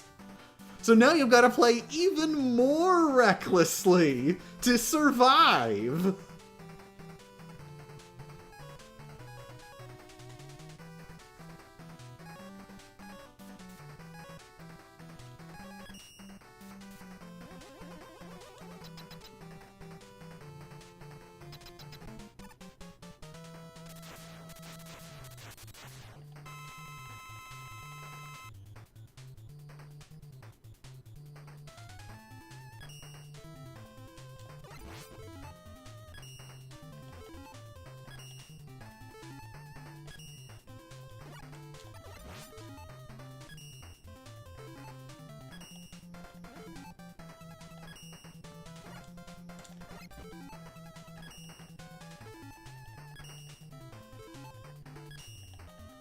What's the reason to jump into the boss arena? If you don't, then you don't look cool.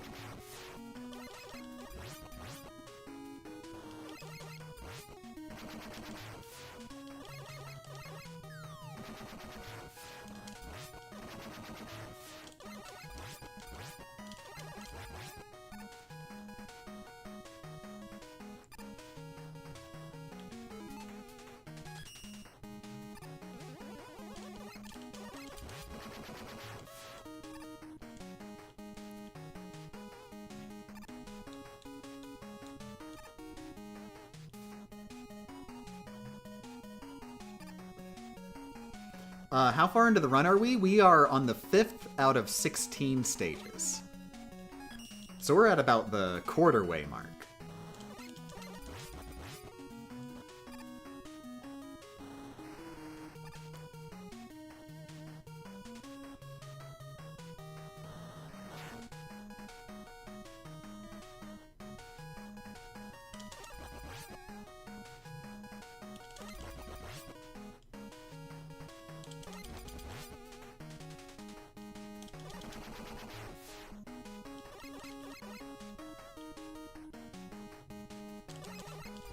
I will note, though, I feel like the last, I think the stages with the beat letters in them are shorter than the other ones because we're taking secret exits. Not all the secret, like, most of the secret exits are sort of near the end, but I feel like, you know, they're cutting a decent chunk of time out of the levels overall. I don't know. It feels like these stages go by faster than the first 4. Could it also just be I've got more weapons at my disposal, so I'm like, you know, I'm doing less careful strats, like, or less like time-consuming strats. I don't know. Having boss difficulties definitely, boss weaknesses definitely helps.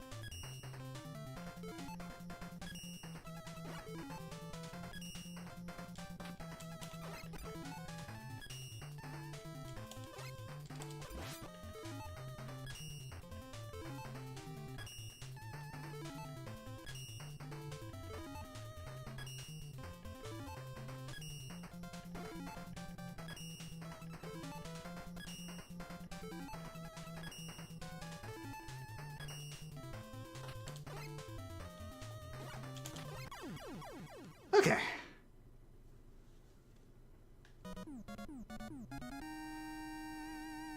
Yamato Man. This may be a One Piece reference. When did One Piece start again? Dear God, when did One Piece start again? I know it's been going a while.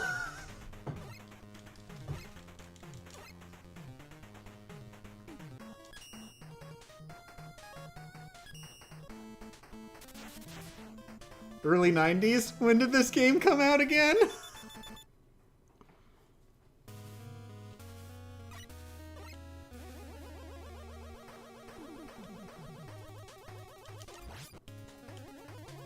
This game is older than One Piece. Are you sure?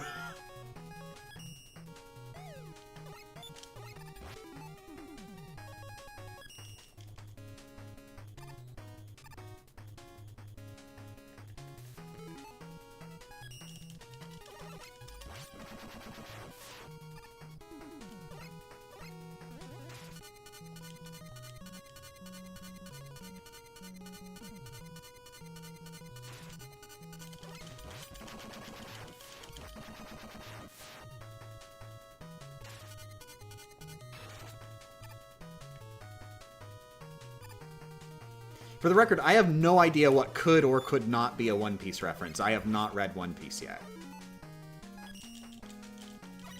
All I know is that you eat a demon fruit and suck lollipops.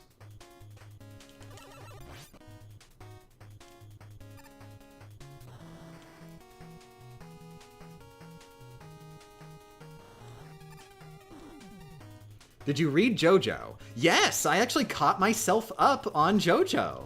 Legit, for reals. I haven't been reading it for a few months now. I caught up a few months ago.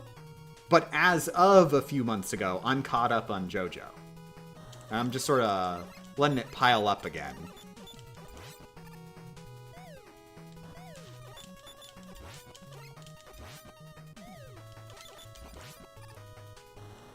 Am I enjoying Part 9? Yes, very much. I am liking the way Part 9 is starting up. But of course, like I said, I was caught up a few months ago. I've stopped, and I'm gonna let it pile up again, and then probably start part 9 from the beginning. And I'm gonna be honest, it was kind of a breath of fresh air because, complete honesty, I did not vibe with Part 8 much. It is definitely one of the parts, like, lowest on the tier list for me. Honestly, probably the lowest. Like, not to say, like, I hated it or anything. It's just that all JoJo is wonderful. So, of the wonderfuls, it's at the bottom of the wonderful pile.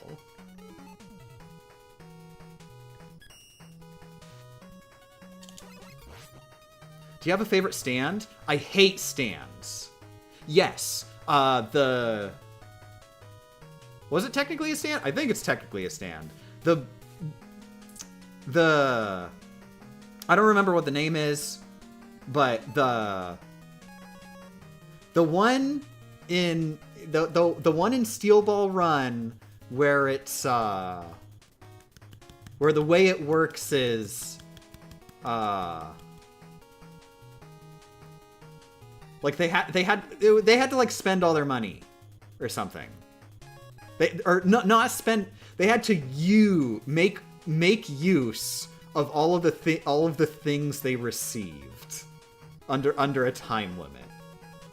That one right there, because that is such a cool little stand battle in quotation marks. It is like, not only is it just a really cool idea, it is executed in a really cool, interesting way. Like, it's like all the best of, like, just a cool little self-contained sci-fi story to make up this non-battle stand battle. And on top of that, it ties in with a really critical plot moment that I think is really, really effective and done super well.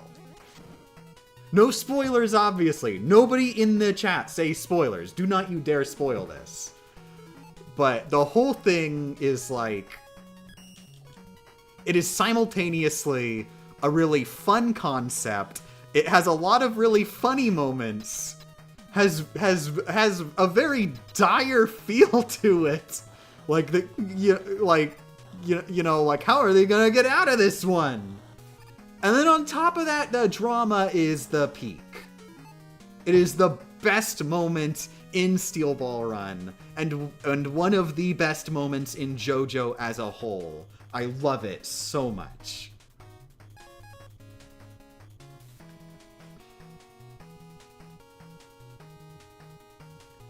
I think I'll try JoJo's then. Is the anime or the manga better? Neither. Read the manga and watch the anime. In release order. The anime is structured very definitely as an adaptation that, like, it's an adaptation in one sense, but also like a tribute to the manga at the same time. Like, it feels like it is made for people who are already fans of the manga. Like, they just straight up just... When you go into this anime, you are expected to know how it ends. It's really obvious with the openings. The openings literally tell you the story. Like, the openings visually say, this is the story of JoJo. JoJo dies at the end. That's the story. For the record, that is a fake spoiler. I will not say whether or not JoJo actually dies at the end. I will say there's a lot of JoJos.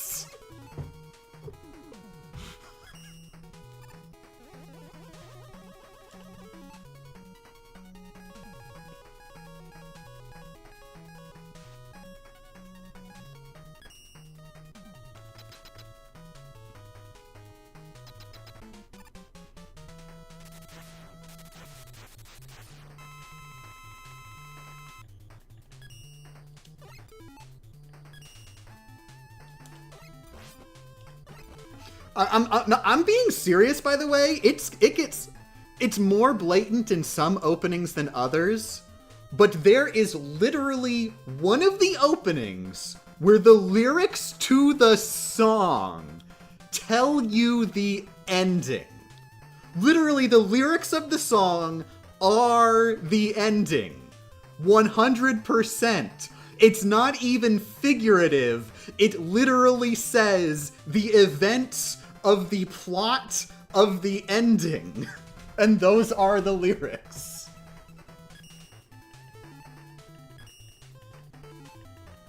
They say the characters' names. They don't even... No, not even pseudonyms. They just say, this character does that. That is how this anime will end.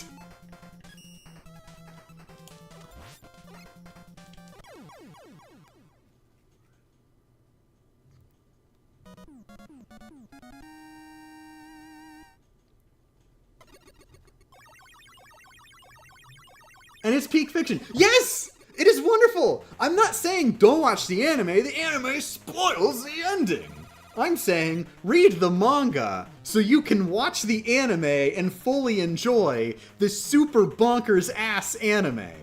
I say read the manga first because the anime is better than the manga, and you need to squeeze every bit of enjoyment out of this anime as you can.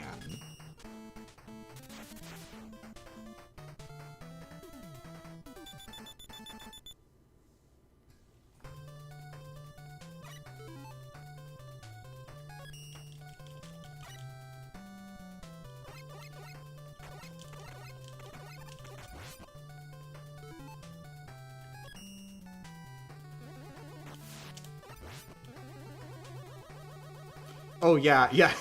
I'm glad I have sold you on JoJo. JoJo is so special. It is a story that defies the concept of storytelling.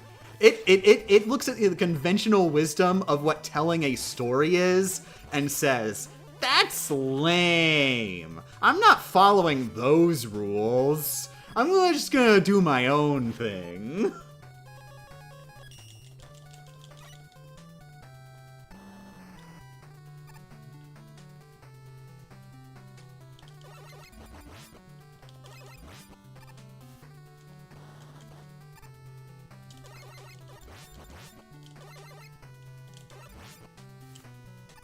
I almost died. Whoops.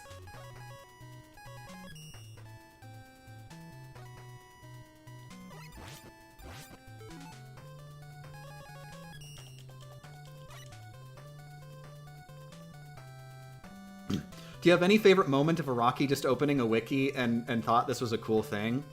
I don't know about that. I do love the about the author sections with like a letter from the author that they have in the volumes, and you get Araki writing stuff down, and it is like the most bonkers, who even thinks this, and then thinks, I will put this in the about the author section of my novel.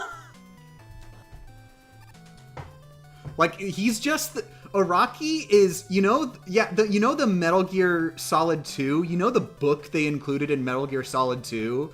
Where it's just written by this weird guy who hates peanut butter, and he hates peanut butter so much that he constantly eats peanut butter. He has peanut butter on hand at all times because he wants to teach himself to not dislike peanut butter, but it doesn't work, and he's just constantly eating this stuff he hates all day. Thank you very much for the subscription, EMAP. And he's just always eating this peanut butter he hates. And everybody's always giving him peanut butter because they think he loves peanut butter. And he's just like, no, I hate peanut butter. And he just keeps eating peanut butter. That is Araki. That's what he sounds like when he's writing his letter from the author thing on JoJo. He's just that guy as a real human being. I want to meet this man. His brain works very well.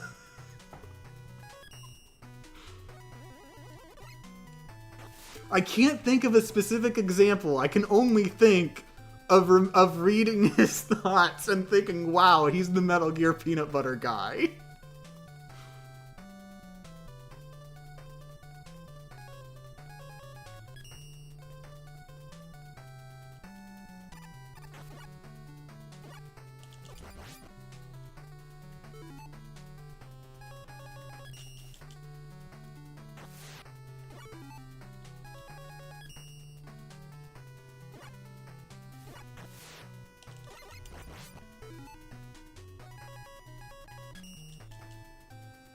I've been a Metal Gear fan since I was 12. How have I not heard of the Metal Gear peanut butter guy?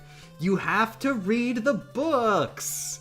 Metal Gear Solid 2 has books included as like a special bonus. You should read them before you play the game. They're just there in the game. Readable books right there. You're supposed to read them before you play.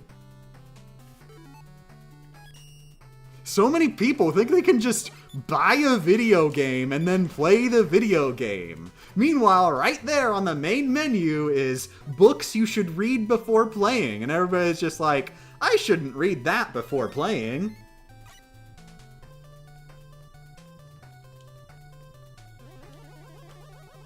Is it a book in the case? No, it's literally in the main menu. The way they do it, I think, is like there's a summary of Metal Gear 1, 2, and Solid, and then by reading it, you unlock the first book, and then by reading that book, you unlock the second book. There's 2 books and a summary of Metal Gear 1, 2, and Solid.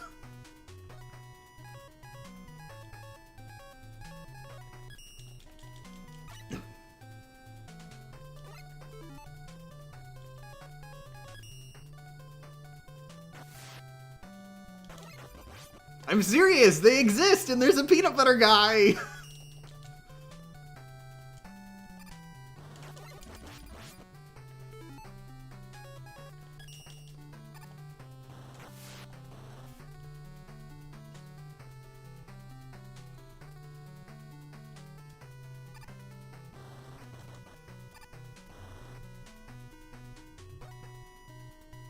It's important to note, the books are explicitly canon. One of the books is In the Darkness of Shadow Moses, written by Nastasha from the first game. Is it Nastasha or Natasha? It's one of the two. But In the Darkness of Shadow Moses is a book written by her about the events of the first game. And it is directly referenced in Metal Gear Solid 2. It is a canonical book that canonically exists.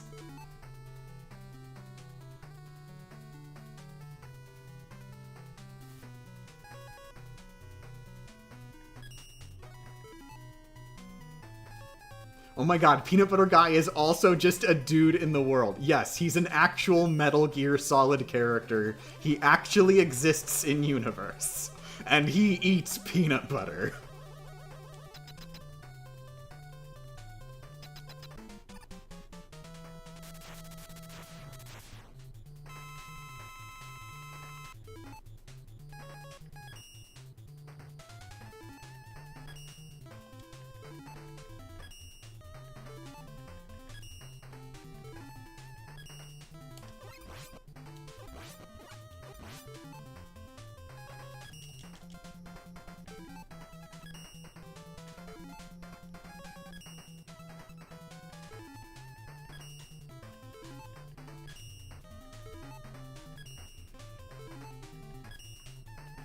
Sometimes I think I understand Kojima. I've played his BS. He can't surprise me. Then I learn about the Metal Gear peanut butter guy.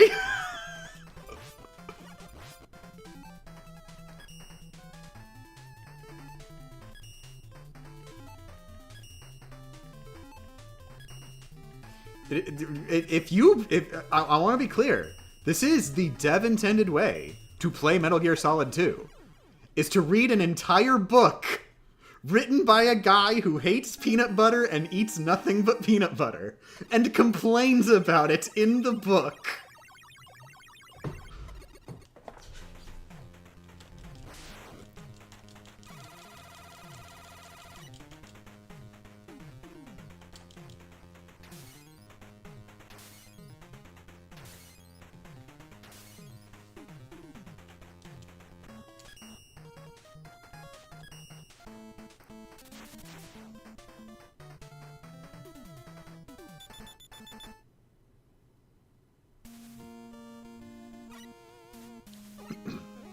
I always get so mad, too, whenever I'm watching essays about Metal Gear Solid 2. Not only do they go, oh, nobody even knew Raiden existed, and so Metal Gear Solid 2 came out with such a huge plot twist. God! I didn't expect it to shoot that fast. This is your fault! Hideo Kojima! I see you there! Oh, you thought you were so clever, planting your little seeds with your peanut butter guy, knowing, cackling, rubbing your hands together. Heh, this is really gonna mess up the Rockman challenge run scene.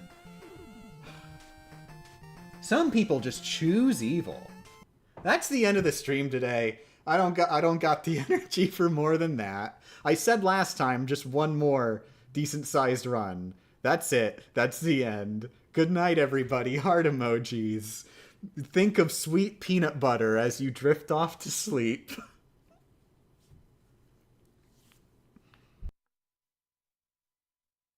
Oh, and read JoJo. Go read JoJo. Please read JoJo. Thank you. Heart emojis.